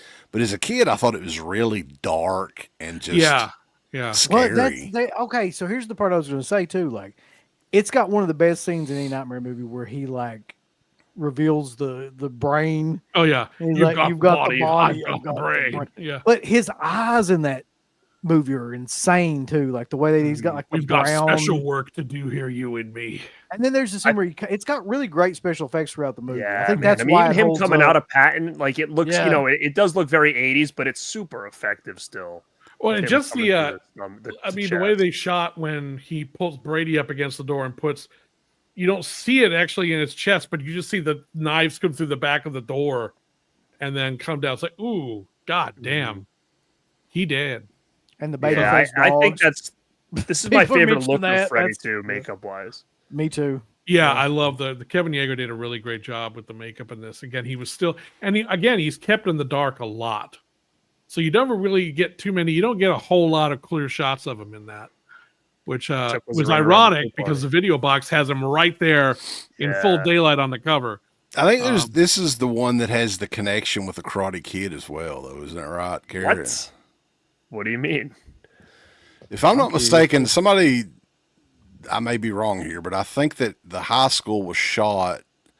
It was shot at the same high school. Oh, I didn't know that. That would totally make sense, though, dude. And it's technically in the same universe. And I don't know if they did this as like an homage or what, but there is the All Valley Karate Tournament poster somewhere in that movie in the background. Dude, I'm today's years old finding this out. What? So now that means technically it's part of the Miyagi-verse. And so there could be a tie-in to Nightmare 2 on Cobra Kai if they do another season of that. Dude, like somebody, I think, Patrick has confirmed it, that was the movie that I was thinking of. So, I've got to rewatch this like tonight because I had no idea that. Well, that's just fun though, man. Like I love stuff like that. Yeah, me too. I mean, I think it's amazing. Like, I mean, technically it could be like, he could have been a couple years under Daniel's class. Right, yeah. That's pretty amazing, dude. Daniel-san, Freddy is coming. Wow. What about? And the girl does look like she looks just like Meryl Streep. I thought for years it was Meryl Streep as a little kid. I thought it was her. Kim Myers. Yeah. Yeah. How do you feel about her in the movie? I mean, I like her a lot. I like her. Yeah, I do too. Yeah. I liked her a lot because she's in a weird way taking on the masculine role on that. Don't ever talk about Miyagi that way, please. Jesus Christ. Yeah, there must. I don't remember that scene from the Karate Kid at all. It's deleted. Yeah, it's gonna be on the new box. Wait. Look, they can do anything with AI now. The leg, bitch. He should have did that. Sweep the leg. So you wonder though, when they're playing out in the field and stuff at gym, I wonder if it's the same field that they played soccer in. It might very well be. I know for sure, like wherever the lockers and stuff is, that's the exact same school. Same lockers, the exact same ones, yeah. So where Daniel was fighting Tommy on the soccer field is right around the same spot that his pants were pulled down and he was rolling around. There was some fucked up shit going on at that school. School sucks, man. I hate this school. It sucks. Whack on, whack off. Yeah. Imagine a movie where Jesse goes to Miyagi to learn karate to fight Freddy. They basically did that in part 4, just not with Mr. Miyagi. That would be a sick. as much as I would like to keep going down this, We're not particular ranking a rabbit Karate hole, Kid tonight. No, that'll be another show. Yeah, that'll be another show. Oh my god. Okay. Anyway, All right, what are we on? Top 2 now? Top Is it 2. Top 2? Yeah. Okay. Up to my number 2 choice is A Nightmare on Elm Street, the first one. Wow, I did not see that coming. I like the first movie a lot, and I think it's incredibly creative. And the remake certainly made me because sometimes with the first movies in these series, other ones get bigger, there's more going on. They got bigger set pieces, and they do some more outrageous things. But unlike Friday the 13th, which I never really thought was really that great a movie to begin with, but I see why it connected the way it did. The first Nightmare on Elm Street is legitimately a terrific film. It's again, I wish that I could have seen. I didn't see that one first. I saw that one third, actually. So I would have liked to have. Actually, no, it was second because I saw 3 first, then 1, then 2. But then it's a film that I would have loved to have seen back in '84 first, before any of these other ones had come out, and just seen it fresh, because I think it would have made even a bigger impression on me. But Wes Craven had a really strong hold on the atmosphere in that film. Freddy is seen very sparingly, and he's terrifying in that movie. He is not a subject of... I mean, he's got a wicked sense of humor, but he's not funny at all in that movie, really. He's just genuinely terrifying. It's such an effectively crafted film. Such I really love it and respect it a great deal. Do I think some of the other films in the series did some more creative kills and things? Yes. But the first movie wasn't made for very much, and I guess, at the end of the day, no one's thinking in terms of, we're going to be making 8 more movies like this or anything like that. And, Wes Craven was coming off of a big down point in his career at that point. He had several films that had not connected, and he was just swinging for the fences like he always was, and this one happened to connect.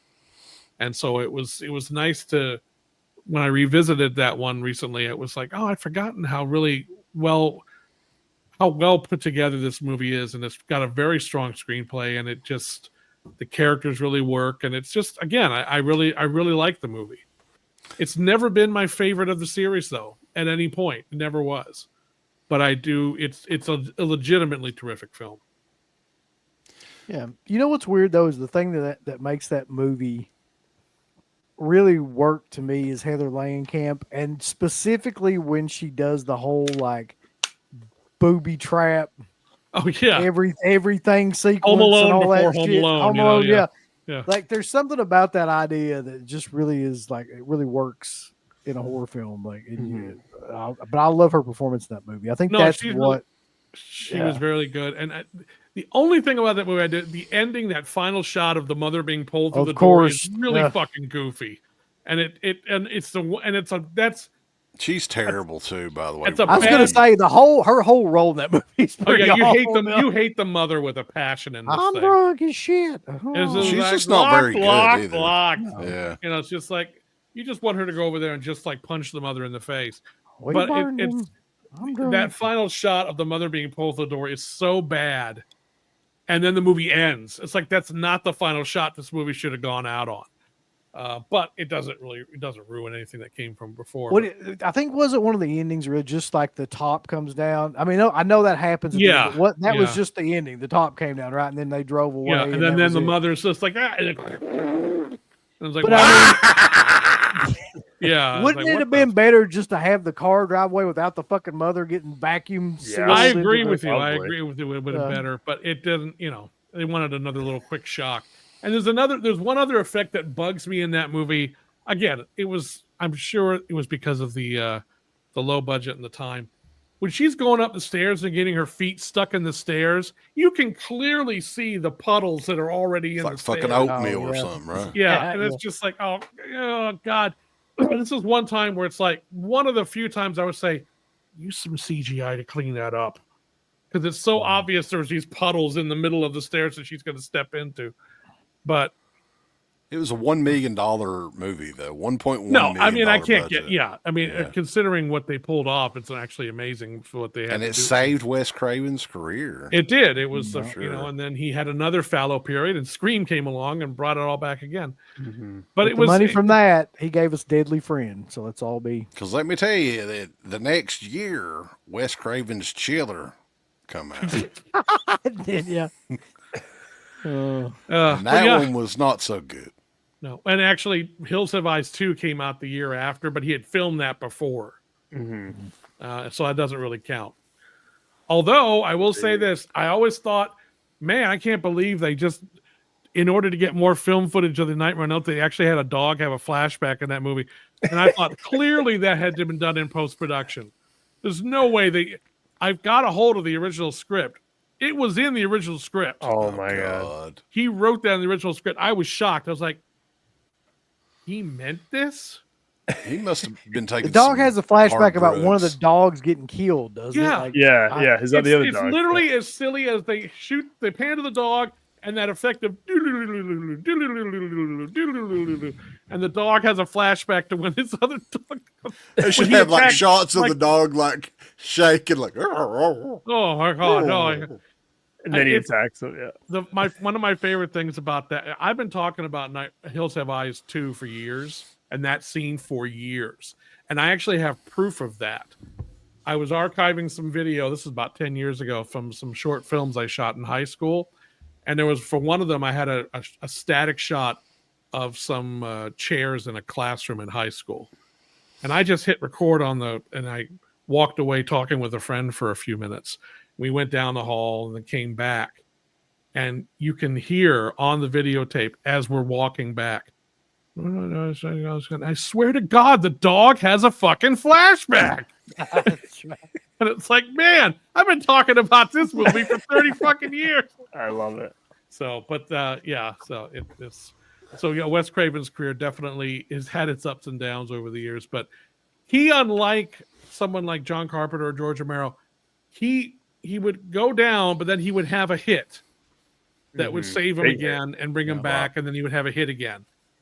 George never did. John Carpenter never really did. He had a couple. He did have Starman. That did really well for him. And some of his smaller films did okay, but he never had that one big, huge blockbuster that suddenly gave him, a whole nother career for like 10 years. He thought Ghosts of Mars was going to be that, Filcher. Hmm? He thought Ghosts of Mars was going to be the one that reinvigorated his career. It didn't. No. You know what? Though? There was a couple like People Under the Stairs and Shocker. I felt like there was opportunity there, and I feel I People love Under the both Stairs those had movies. a lot of hype behind it when it first came out. I remember seeing Deadly commercials for Blessing, that I all actually the like time. even. Yeah, Yeah, it's the best Amish horror movie I've yeah. I was gonna say that's the problem. I think is it was good, but I think it was just the setting and where it and was Swamp and Thing that had just wasn't- potential, but that just they needed more money and more time and more resources to make that properly. Yeah. People Under the Stairs is probably the best of I that. love People Under the Stairs, of that and I love series Shocker of films. too. Same, me too. He did both him and Carpenter did a couple of films for this outfit called Alive Films, who then had these films distributed through Universal, and all those films were really interesting because it was Carpenter did Prince of Darkness and They Live for them, and then West did his too. It's like, damn, those are four really interesting directorial statements. Whether you like them or not, they're not cookie cutter run of the mill movies, and I really enjoy those a great deal. But Since we've we're gotten talking off- about Wes Craven, though, I want to mention this to you and see if you knew anything about this, because we interviewed, what was the guy's name? Mark Scheffler from Last House on the Left. Yeah. Oh yeah. And there's some stuff that's come out about Last House on the Left, right? Up to this point, Wes Craven had only done like adult movies. Mm-hmm. Do you think Last House on the Left was initially going to be an adult movie? Because it sure seemed that way, like from some stuff that I've seen. I don't think so. I think it was always going to have. I think that Wes Craven and Sean Cunningham wanted to make a more mainstream film, but they were coming off of doing, very adult themed films, obviously, and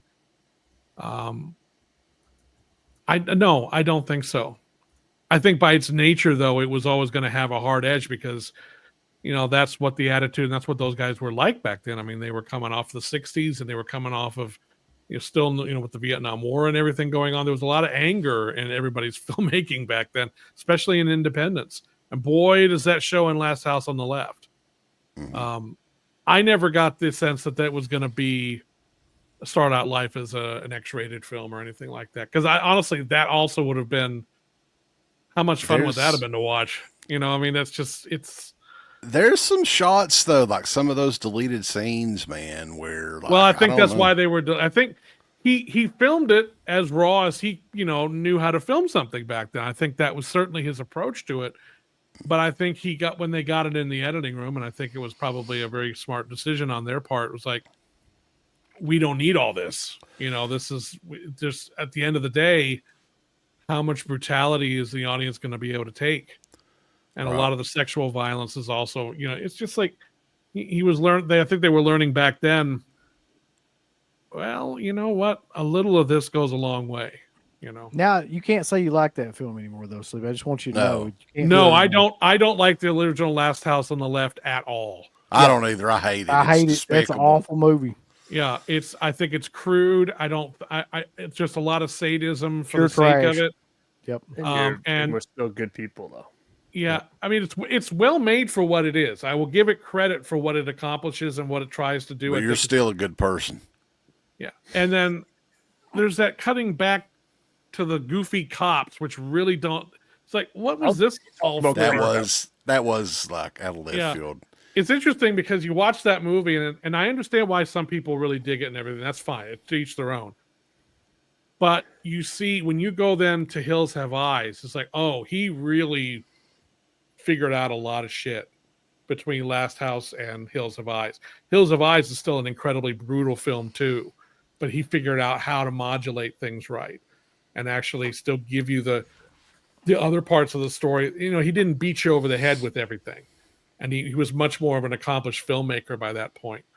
Whereas Last House is, and I think its crude nature helps the atmosphere of that movie in a way, but it's interesting to track him over the course of his career. How he grew and evolved as a filmmaker, and then would go and make a left turn and do something very, very different. I still think Hills Have Eyes might be one of his best films, just because of exactly what you said. Like, it's kind of like the exploitation style gimmick, but he knows more how to make a film. Well, it's that and People Under the Stairs are my two favorite films of his. Do you guys what about all Chiller? think that I fucking bring up Chiller all the time?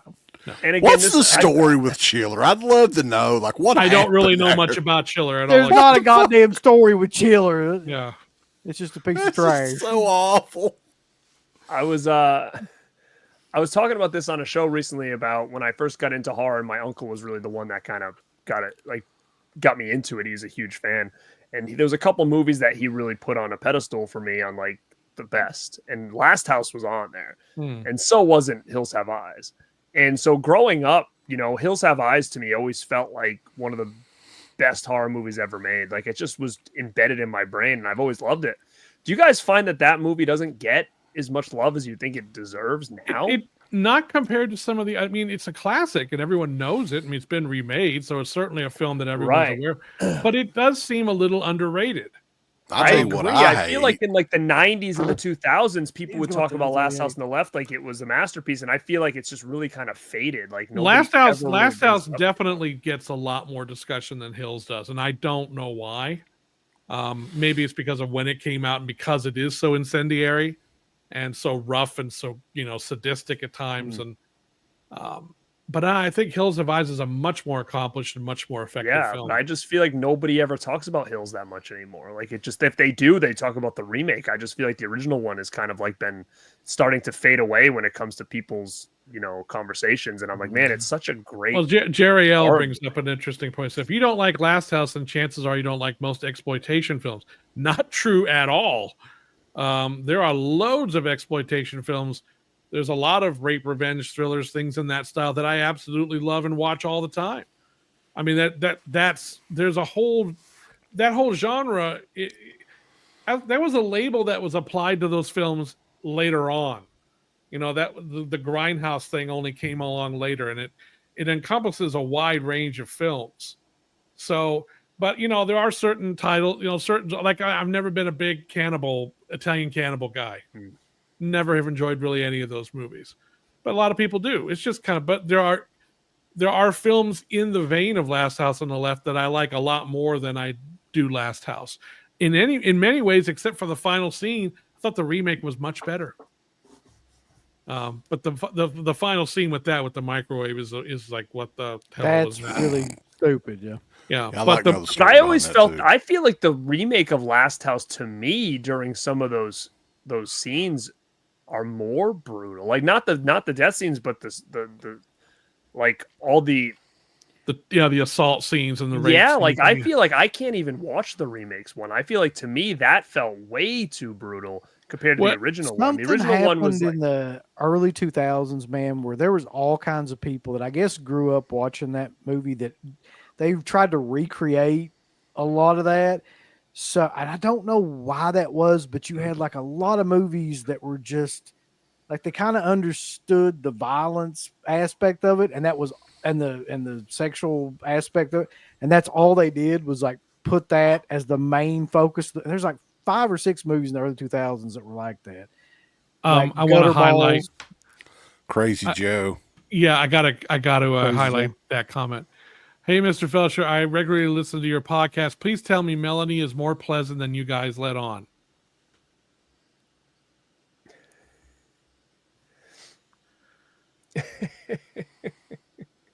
No, she's great. Wait, who the hell's Melanie? Melanie Mullen, one of our co-hosts, she's on periodically, and she's great. well, guess what? I get to be Slippy this weekend at the You Return do? of the Living Dead screening. Oh, that's right. You're going to be at that screening with Chris, right? Yeah. So Chris and Raina are going to be there with Oh, me, cool. Very so, cool. Yeah. So I get to take your spot, man. Couldn't make it, huh? No one invited me. God, That's probably too far of a trip anyway. Yeah, that's also kind of far. I'm not going all that way just to go see Return of the Living Dead. They tagged me in to take Slippy's spot. But Just I can't was make it. I never had a spot. I was just never a spot. No. Dog spot. I love the fact that Chris is doing all these Leave a revival spot. screenings out there. I just wish I could get to them more often. I did go to one a couple years ago when he did Night of the Demons out there, and Linnea was there, and that was a lot of fun. But yeah. I So hate anyway, the remake of Hills Have Eyes. I knew somebody was going to bring that up. I didn't like that remake at all. That I was didn't another either. one where it's like, okay, you expanded the concept, but you really made the characters dumb for one thing. And it was also overly sadistic. That one, for some reason, even though there's a lot of cruel violence in the first movie, I thought the violence in the remake was even worse in its own way. Yeah. And the the fucking worst like part about that movie is the goddamn makeup effects the too. Everybody mutants and looks stuff. What the hell? Yeah, it was Yeah. over the top. It was really too over the and like this summed up my whole problem with that one was, you know, they come across the big car graveyard where they've taken all this, like, great image, great idea. That's a great visual. But almost immediately you're like, now how the hell has no one ever spotted this shit before? Because it's so big and so large. It's like any satellites passing over would have spotted this shit. Didn't anybody go looking for any of these people at any point and they just missed this whole area? It's like, come on, guys. You got to, you know, at some point you're sacrificing believability for a really cool shot. And if you take What, me Hills out Ha- of your movie Hills? right away, it's not good. Are you talking about the new Hills? Yeah, Or the the new Hills. remake. Yeah, Yeah, I think the remake was very well done. I just prefer the simplicity of the original one, but I do think it was a good remake. But that thing at the end always cracks me up though. The big what this? fucking mother, yeah, yeah, brain Like, guy yeah, the brain. Yeah, it's just like, come on. from Metroid or something. But like the Remember that brain you had to kill at the end of Metroid? Michael Berryman though, man, like in the original, there was no mistaking that was real. Like whatever's going on with him, I didn't know. Yeah, Dude, that guy's a creepy looking freaking guy. Rather than fucking lops and lops of shit all over these fucking guys' heads and I just hate. Although I big gotta say, budget man, bullshit. I was the last Cinema Wasteland. I got to spend some more time. I've known Michael for several years. Oh yeah, Getting to spend. We went out to breakfast a couple days. Michael's one of the greatest guys. He's very smart too. smart, Jesus. sweet guy. I love spending time with him. And but there's a guy who took, he obviously was going to have some. I can only imagine the amount of teasing and shit that he's gotten and stuff from all throughout the years. But it's when I look at him, I don't see anybody ugly at all. I see a really cool dude. That's just because he's such a nice guy. It's just like, I don't give who gives a fuck about, He got mad at me one time for cold calling him in the middle of the night, though, Slippy. Yeah, why did you do that? Wasn't a good idea in hindsight. No, it wasn't a good idea. You told me this story. Yeah. And What was that woman? Did Slippy know that woman that you was talking to? I hope Slippy does remember who this was. So she was Joe Pilato's agent or something like that for a while. And I cannot remember her name now to save my life, but like she had something to do with Michael Berryman, and she was like, we should just like one of them people that act like she knew everybody or something. Yeah, right? It was like really late at night. He didn't know who I was. We called him up, and he was like, "Who the fuck is it?" He's basically like, "Who the fuck is this?" And like, she was like, "Well, this is it." And he's like, "Listen," he was like, "Listen, don't ever call back here again like this." And so I'm like, I can't imagine why he would be upset. Like what was her name? I can't remember her name, man. I would never remember it now. But anyway, I just remember, I should probably get to someone's pointing out, I should get to the number one on my list. Rambo's so upset. We kind of forgot about that, didn't we? Yeah. Yeah. So, yes, number one on the list, by process of elimination, you should have figured out that it's A Nightmare on Elm Street 4, The Dream Master. The reason it's my favorite is that for me, it's the most effortlessly entertaining of the entire series. I just love how well constructed the movie is, how funny the kills are. It's beautifully photographed and designed. The production design is off the charts in that movie. And Rennie Harlan directed the hell out of that thing. It's it's a really stylish, fun movie. And I love the fact that it just ices off all the remaining Dream Warriors. Fuck off. We're done with you. And the kill sequences are great. The finale is my favorite finale of all of the church is just amazingly well done. The effect sequence with the souls and the flying in and out of, it's just, Freddy's as much of a show. This is Freddy is like at his horror host best. He's out in the light. You see him all the time, and he's pretty much just kind of he's just having a good old time. But god damn it, that movie's really entertaining. I remember being in the theater when I saw it the first time at like midnight or whatever.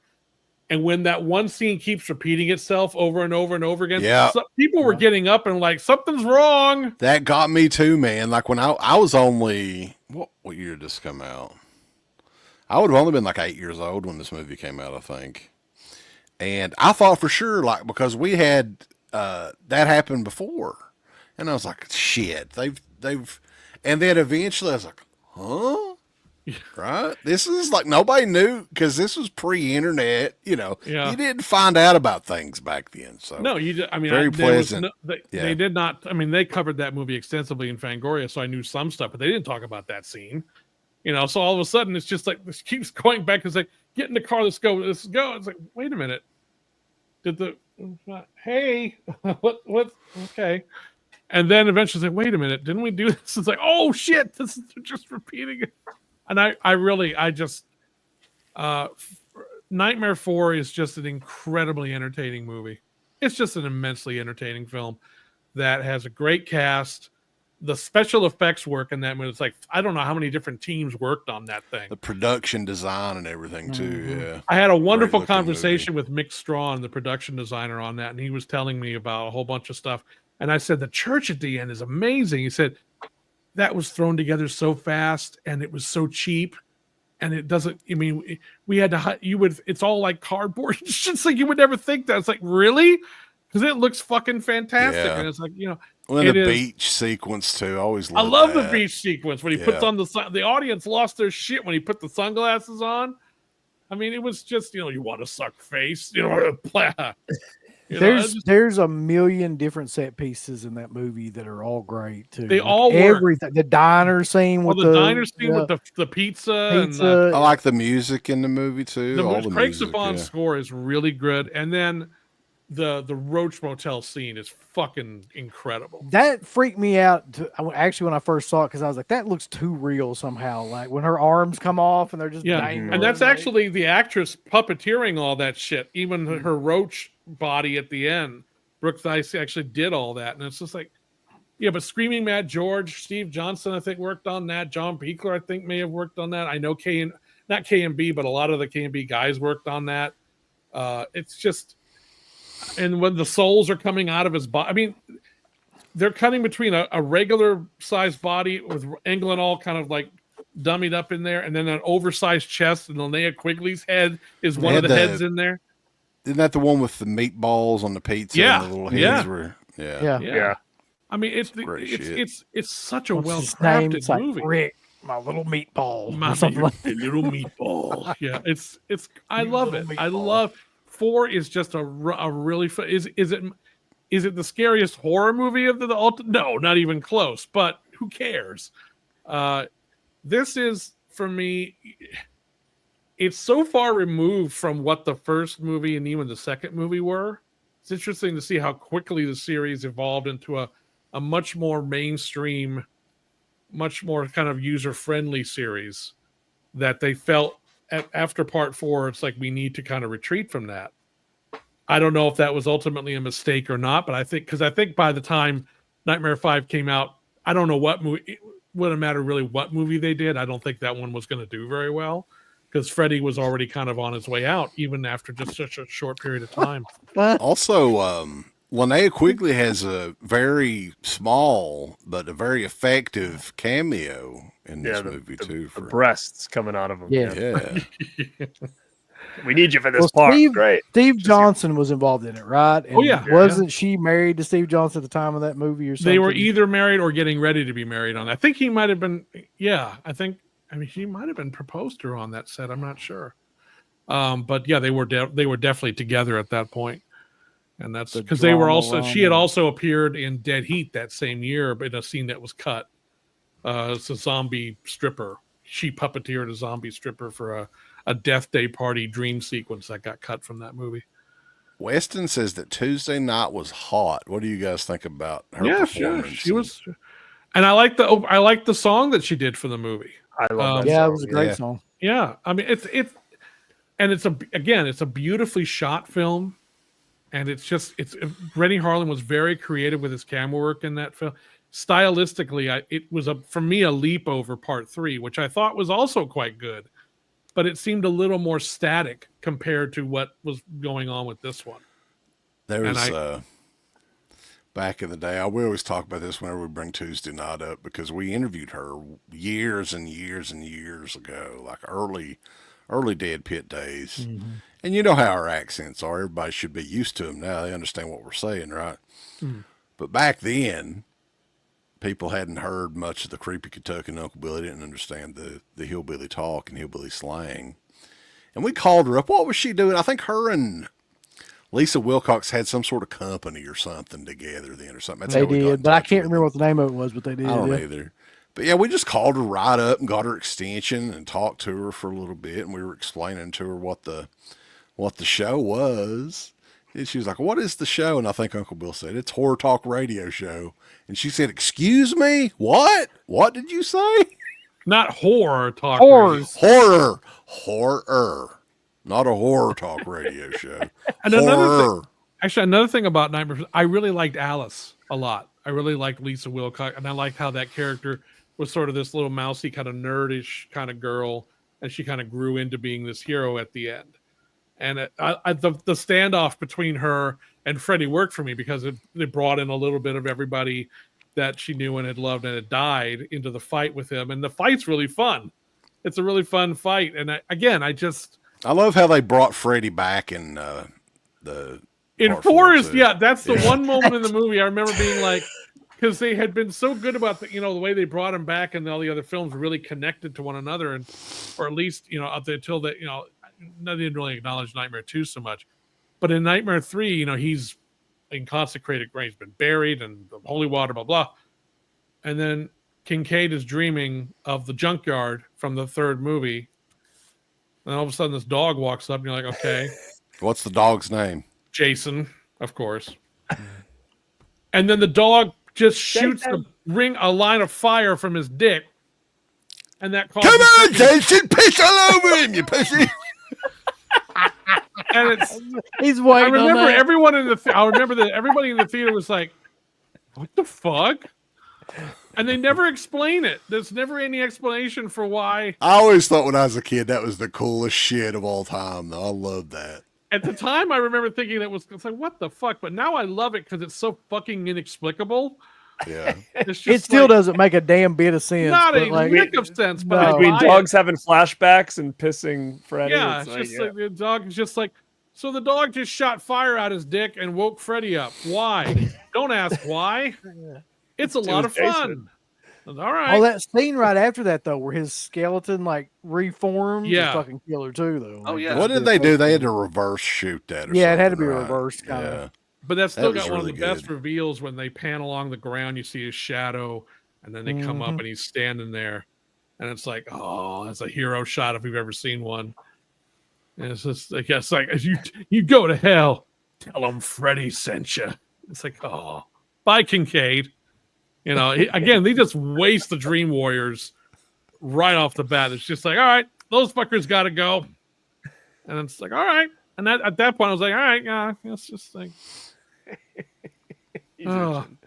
But I really do love Part 4. And also, I have to admit, a big reason why I love and I'm so affectionate towards Part 4 is how I saw it.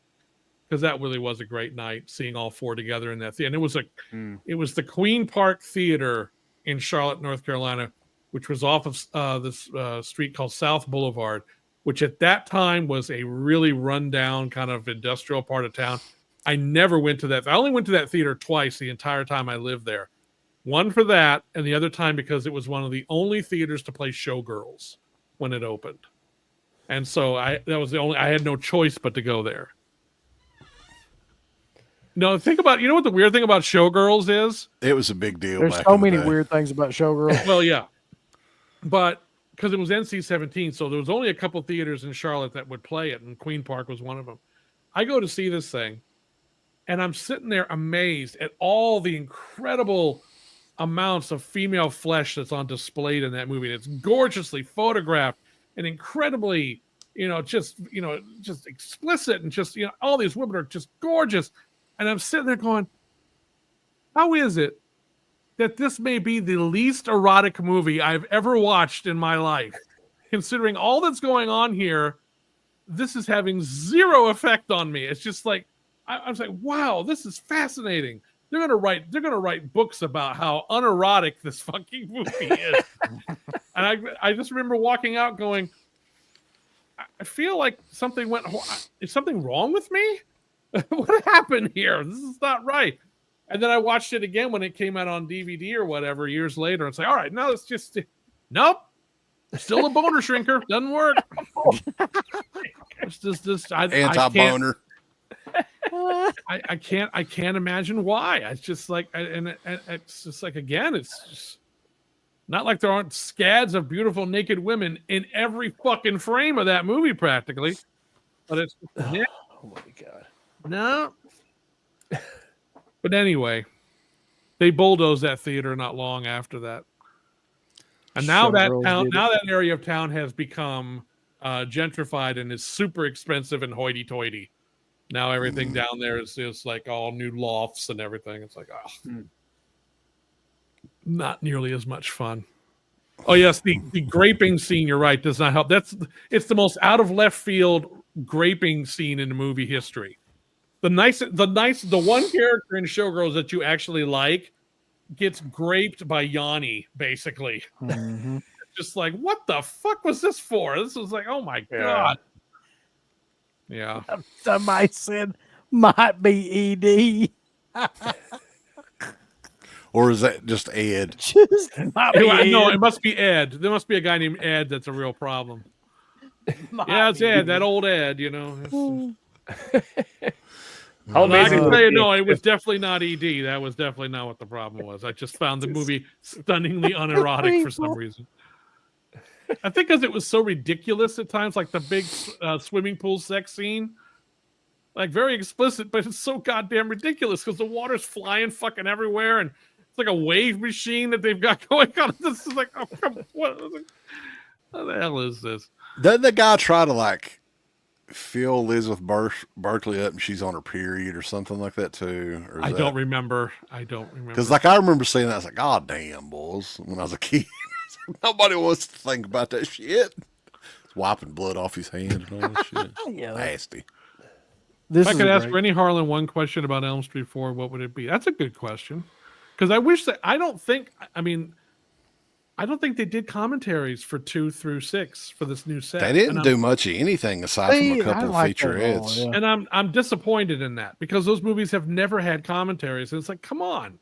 Did you ask him about probably doing never that though? will. Like when I you- inquired, but they're a closed shop over there. They don't hire outside people to do work for them very often, if ever. And nice people. I don't have anything against them, but I would have done a commentary for Jack with Jack. I've worked with Jack like 5 times, and they got an interview with him, but I don't think they did a commentary with him. And then Chuck Russell for 3. I would have loved to have done something with Rennie Harlan for 4. I worked with him on Prison, and he was great. But in terms of 4, I would just ask him, basically what his visual approach to that movie was. Did he draw any inspiration from anything other than Nightmare on Elm Street movies? Because it has a very European flavor to it, which is, obviously he's Finnish, so I would imagine it would. But it's like, what were your, because this was his big break for American movie. And it's interesting, a lot of these guys, Jack Shoulder did The Hidden after that, and then he went on to do some studio films for a while. Chuck Russell got The Blob right after that. Rennie Harlan got Die Hard 2 and You Ford think Fairlane. Warner Brothers still owns The Hidden too, don't they? Are they ever going to Yeah, do that's like what, a, now that's one I would do. I would love to do a special edition of. That's the best movie that Classic New Line ever made. why hasn't like somebody, if it like Warner Brothers licenses It's on a stuff out? Warner. It's on the Warner Archive. But They come did, on, like a but special edition. We need I like would- I yeah. would kill to do a special edition of The Hidden. I love that movie. That is my that's probably my favorite New Line film from the classic New Line years. That is, I love that movie so much because it's just it's perfect in almost every way. Casting. Check and see if they'll license it out to you. It'd be a good one for the Red Shirt Home Video label. I agree, but no. Well, And you you had gotta to wait do- till you get that Fright Night money first. Yeah, when you get that, Speaking of which, we do have the artwork to show. No, you don't! let's go. Yep. If Big if we reveal can here get tonight. get up to 300 likes on the stream. No likes, no nothing. There's no artwork to show you. I never said yes. We'll Now, have would it it, now ready do you for have you a guys. having a couple, limited run of a coffin box by any chance, for old time's sake? What? Coffin box. Coffin box. Oh, like that video from what UK or whatever? Or Yeah. Yeah, no, we're not doing like the Blind Dead collection too. No, we're not going to do a fucking coffin box. I would. I'd look into it. I think it'd be. Yeah, it'd be- I'll look into the coffin box. Even if it's only like 100 made. Only 100. Let me tell you something. Somebody wants to though, know if man. you're gonna have if there's gonna be more than 4,000 copies of Fright Night 2. Yes, there will be more than Good, there will be it's more good, than 4,000 of the box There'll be set. 45 million copies of Fright Night 2. Oh, yes, we'll sell all that.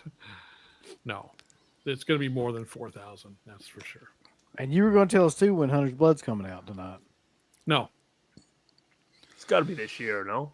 It's coming out. it's done. I mean, now it's just a matter of Today? getting it into authoring and replication. But I heard that they're already done. no. You've got one right beside of you there sitting. Don't You got lie. it. Did you see everybody was posting about it on the internet like yesterday? Oh well, They if were it's been showing- posted on the internet, it must they be were showing true. the art. They were showing the artwork and stuff and saying it's coming. They had that prom night. They had, what was the other one? I don't know. There's another big one they posted yesterday. Synapse was doing it. I forget. Oh what it yeah, was. yeah. They're doing well. The Deadly Spawn's out, so that's Tomorrow. Yeah. Yeah, Deadly Spawn, Frankenhooker. Yeah. Oh yeah, that's what it was. Frankenhooker. That's what it was. You got to make sure they do a nice thick box of that one. That needs a. I'm really not nice working on. That's Man. Synapse's job. That's not. I'll tell you what they should look into. I don't know how much it'd cost if they could redo the one a talking day, thing? the one a Oh day my God. box. That would be unbelievable. Oh yeah, that was a problem. Those things didn't work very well, and they went out really. The batteries on those things died. Because I remember the last one I ever got that worked was at a video store in Florida, and I just remember pushing it. And it was like, water. I was like, Yeah, oh, I mean, that would a be little, if they little could tiny replicate bat- that like a- now would be money. Well, here's Yeah. something for you. I think Slippy. David You can just- Gregory at least- tried, but it didn't work. At least again. clue this person in. Yeah. we're just waiting to get. There's been a delay in getting the elements to the Prom Night sequels. It's been. But it's going to be is Prom Night 2 is going to be a 4K or Blu-ray? Oh or yeah, it'll be a 4K. Yeah. 4K. Oh yeah. So yes, I know. So wait a minute. You said there's a delay in all of the elements? Yeah. It's been a long. We know where they are. We know we're finally getting movement on it, but it's just been a long process with that. Because we thought they were here, then they were over there, and then the person said that we don't own them, but they own them. Roddy McDowell's signature. How many copies did you get him to sign? Yes, I invented a time machine. And I went back to right before he died, and I said, "Hey, Roddy, can you sign a bunch of these coffin boxes which we just made up and we have not done yet? Could you sign that?" And he's looking at me like, "Who the fuck are you?" And I don't know. I don't know what the hell's happening here. Be huge. Be big sailor. Did Registered Pictures do the Victor Salva interview for Scream? No. What was that? No, he's a little bit too old for Victor. Score? Let me ask you this. Let me ask you this. Oh yeah. And we talked Yeah, about no. this. We talked about You can't this. say anything before. about this, Slippy? About the part 2 of the Brewster thing? There are no plans to include that. No. Okay. That's not very good, from what I heard. So No, Slippy's I have gonna no. some- They're releasing No, it. on but I mean, Vinegar. you can buy it. It just came out on Vinegar Syndrome. Just re-released the damn Yeah, thing. it's So been if out anybody before, and wants now it, it's gonna I be mean- on- I yeah, wouldn't buy it. I'd say the stuff What? that's going to be on Sleepy's box is going to be way Oh, better. that's gonna. No, I'm just doing different stuff because I'm going to get more No, it'd be people. better than and- that, though. That's what you're saying, right? That one that Vinegar Syndrome come out with. No, I have shit. nothing. Will you shut the that. fuck up already about this? I swear to God. I like the documentary. You're so cool, Brewster. It was good. I do too. I like it too. Yeah. I just love the fact that every time you come on here, like we're basically every just trying time to I come destroy on your here, career. You do everything you can to fuck up my life, and it's just. I don't know why I keep coming on here. I really don't. Where can you buy Fright Night 2 4K, When? Sleepy? When can you Yeah, buy it? win. When can you I buy don't. it? I don't know. I don't know yet. We're still working on it, guys. These things take time. Ah, There's only it's me and Don and Jerry and a few other people that are working on these things, and they've got their own releases too. And I had still a backlog of stuff I was doing for other people. Now I'm finally done with all this stuff, and I'm actually able that to. Elm Street box set's finally done too. So I guess I didn't work free up on a it. I don't bunch know of who the time fuck for you. did. I don't know. You're not putting out Clown House 4K. No, I'm not putting out Clown House. would you if you could? No, here's the question of 4K Well- ages. Clown House. no, I would not. No, Question for the ages right here. Are you going to interview DEADPIT for any of your releases? no. Yeah, yeah. We Are we gotta gonna get get on to next- No, meet? I might have considered it before tonight. Bullshit. You didn't even. I would love to consider- do a commentary for one of these Lie. releases. I'll do a comment. You can use our commentary for Elves when you get that one. We Yeah. already did a commentary. Elves. When's that? I don't know when elves are coming. Christmas, The all right? elves are coming. Oh, What about the 4K deluxe edition of Heavy Metal Massacre with Demon Dave commentary? Have you ever seen Heavy Metal what is the Massacre? ever Hey, loving why are you gonna fuck bash is on that? Heavy Metal Massacre? It's fine. What is that? I don't even know what that is. dude, you've got to Why? watch that at least one time. No, I don't think I do. Yeah, I think you need to experience it. It's like one of those things. Okay, I don't. Bobby Young, motherfucker. Okay, this one is like. How about this? L.A. Jewel says, so Sloppy just confirmed Fright Night 2 October. No. And I not. like this one where he's kind of bullying you a little bit. I gotta press you a bit. He's like kind of got him against the wall. How long estimate wise? He's like he's fucking trying to sell a car or something. He's like, listen here, you. I don't want to be that guy, Son but of listen a here, bitch pal. bastard. How long is it gonna be? Will you use Blockbuster box? Oh, I love L.A. Jewel. This is a really great. No, you gotta join up on Patreon or whatever to use any of their shit. Will I use Blockbuster box sets for your Fright Night 2 release? No, I will not be using it. Why would I need?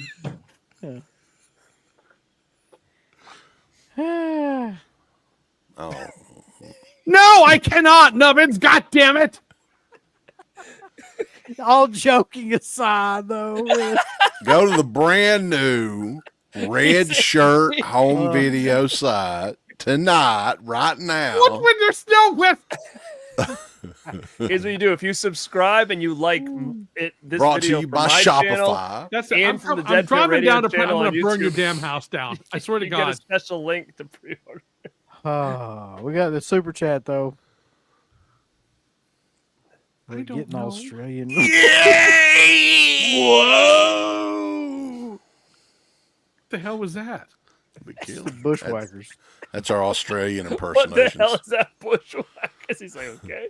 All of a sudden, you both just went, yay!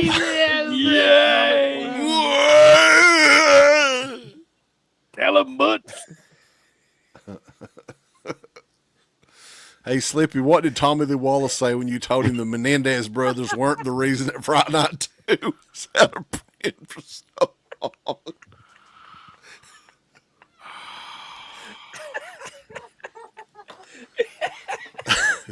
Listen here, pal. He was surprised. The Menendez brothers have nothing to do with it. This chat is amazing. Oh. He took it well. He's fine. He probably just...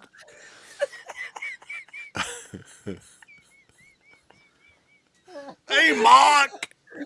You know, I love this. blame both. I blame you guys for these people. You have created a cult. You have enabled these people. We got over... First time here. I love how he just... Slurpee? What? You get Slurpee with it, Hey, boy. Slurpee.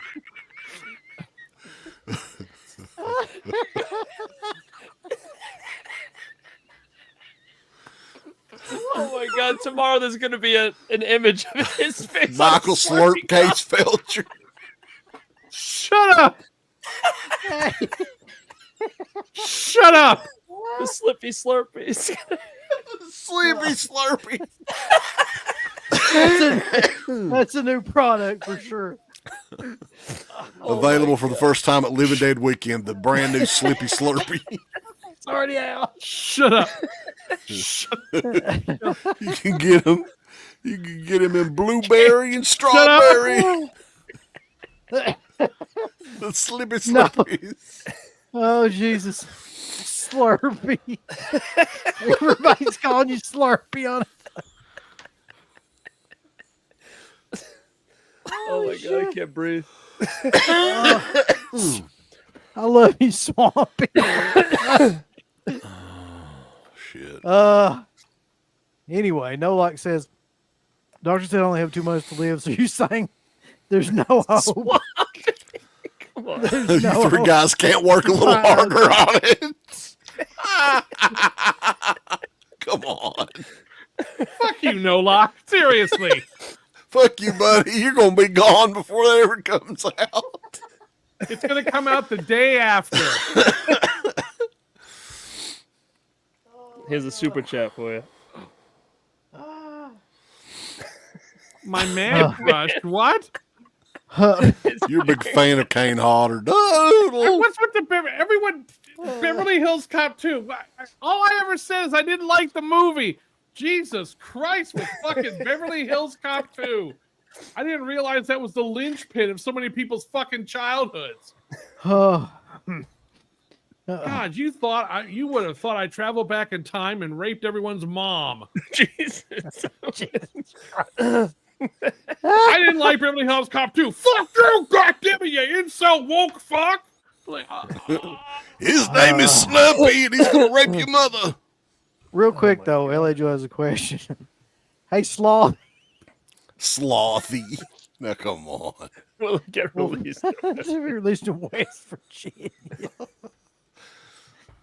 There's not any retail stores in West Virginia, so probably not. Oh God. Okay. Oh, well, boys. That was a good little grand finale, you guys. yeah, that was awesome. I couldn't get enough of that. Lots of fun. Good times. We've had over 300 plus people. Still 320 people in here, so we appreciate you guys. Why are you people here? They just enjoy. These magic moments, Slippy. Slurpy, sorry. Yeah. So, all right, here we go. You guys have waited this long. Fright Night 2, 4K. The big unveil. reveal. Let's go ahead and bring it up. Take it away. Take what? Where's Take the what away? artwork What am I at? doing? The artwork. I don't have anything, asshole. You're supposed to have it ready, though. We told you we needed a scoop. You got nothing. No scoops. Not even a half a scoop. Anything you could say. Come on.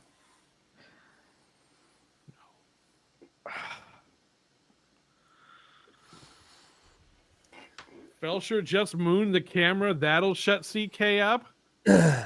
Yeah, Something it tells would me shut it everybody wouldn't. else up permanently too. I'm not doing that. That'll Am shut I everybody naked up from and the shut waist everybody down. What too. is wrong with Slutty. you people? Slutty. Oh, man. All right. I'm All right, going to have a boys. stroke if we don't end this soon. So Yeah. people are just going to keep going. It's still a work night, but we appreciate Slippy taking time out. It's another fun, action-packed show, and we are going to rank next week the Lucifer Valentine movies. with Slippy. And Felcher's going to What rank the hell them. is Lucifer Valentine? The Vomit you'll Gore see. trilogy, Gorgatated Sacrifice or whatever. I the am hell it is. not coming back on this show again ever. We might need you next week, so we'll talk about it in a minute. Sorry, busy. Yeah. Regurgitated Sacrifice. The debut of the Soska sisters with a pregnant woman. Some good shit. Vomit about. Puke Dolls is coming up. It's in your future. Are you guys just making shit up? What are you Yeah, I'm talking not. I about? part- wish I'm not we part of were. this. Soska sisters. Yeah. All right, boys. Garrett, what you got coming up, man? I'm born to be rad, and we'll get out of here. I just did a Overlook Suburban Horror Movie list, and I actually I was supposed to get it today, so I'm hoping it's here tomorrow. Is the new Synapse release, and that's dropping tomorrow. Have you seen it yet? Have you watched that, Slippy? Leave me alone. So I'm hoping to check it out. I'm hoping to get Deadly Spawn tomorrow and check it out and do a review, so you guys, can get my opinion on it when it comes to the pre-order. So it was supposed to be here today. Don't have it, so it should be here tomorrow. I think somebody, well, I don't know. It was one of those review sites, I think, reviewed it too, but I haven't heard anything. But yeah, that's going to be a big one for sure. Long awaited, much anticipated. And I guess the next time that we're going to go live, Uncle Bill's going to be with the Friday Night Lives crew tomorrow night. And Cruel Summer Slashback, rock and roll slasher movies on Sunday night. So it'd be fun. Rocktober Blood and Blood Tracks. Those are good. All right, boys. Everybody have a good night, and we appreciate it. Yeah, over 300 plus people here the entire night, so definitely thumbs up everything, and we will catch you guys next time on Born to Be Rad and DEADPIT.com. Oh, yes, my favorite documentary. documentary. Into the Pit, the shocking story of DEADPIT.com is back out on DVD. Yes, me and my Undertaker. We love watching it. It's a heartfelt, emotional documentary about a couple of hillbillies in eastern Kentucky that started their very first radio show. Oh, yeah. Get your copy today. Into the Pit, themovie.com. Buy 4 or 5 copies, yes. Get them autographed. Into the Pit, themovie.com. Oh, yes.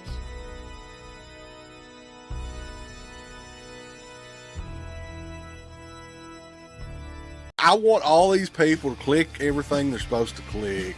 You haven't been liking them, you haven't been subscribing to them, you haven't clicked the bell or notification or anything like that. Folks, why don't you click the like button? Do you hate us? Do you not want to see us succeed? Why don't you click the heart button? Is this something that you have against our particular show? Why don't you subscribe? You should click on one of them buttons right now if you want us to continue to bring greatness into your life.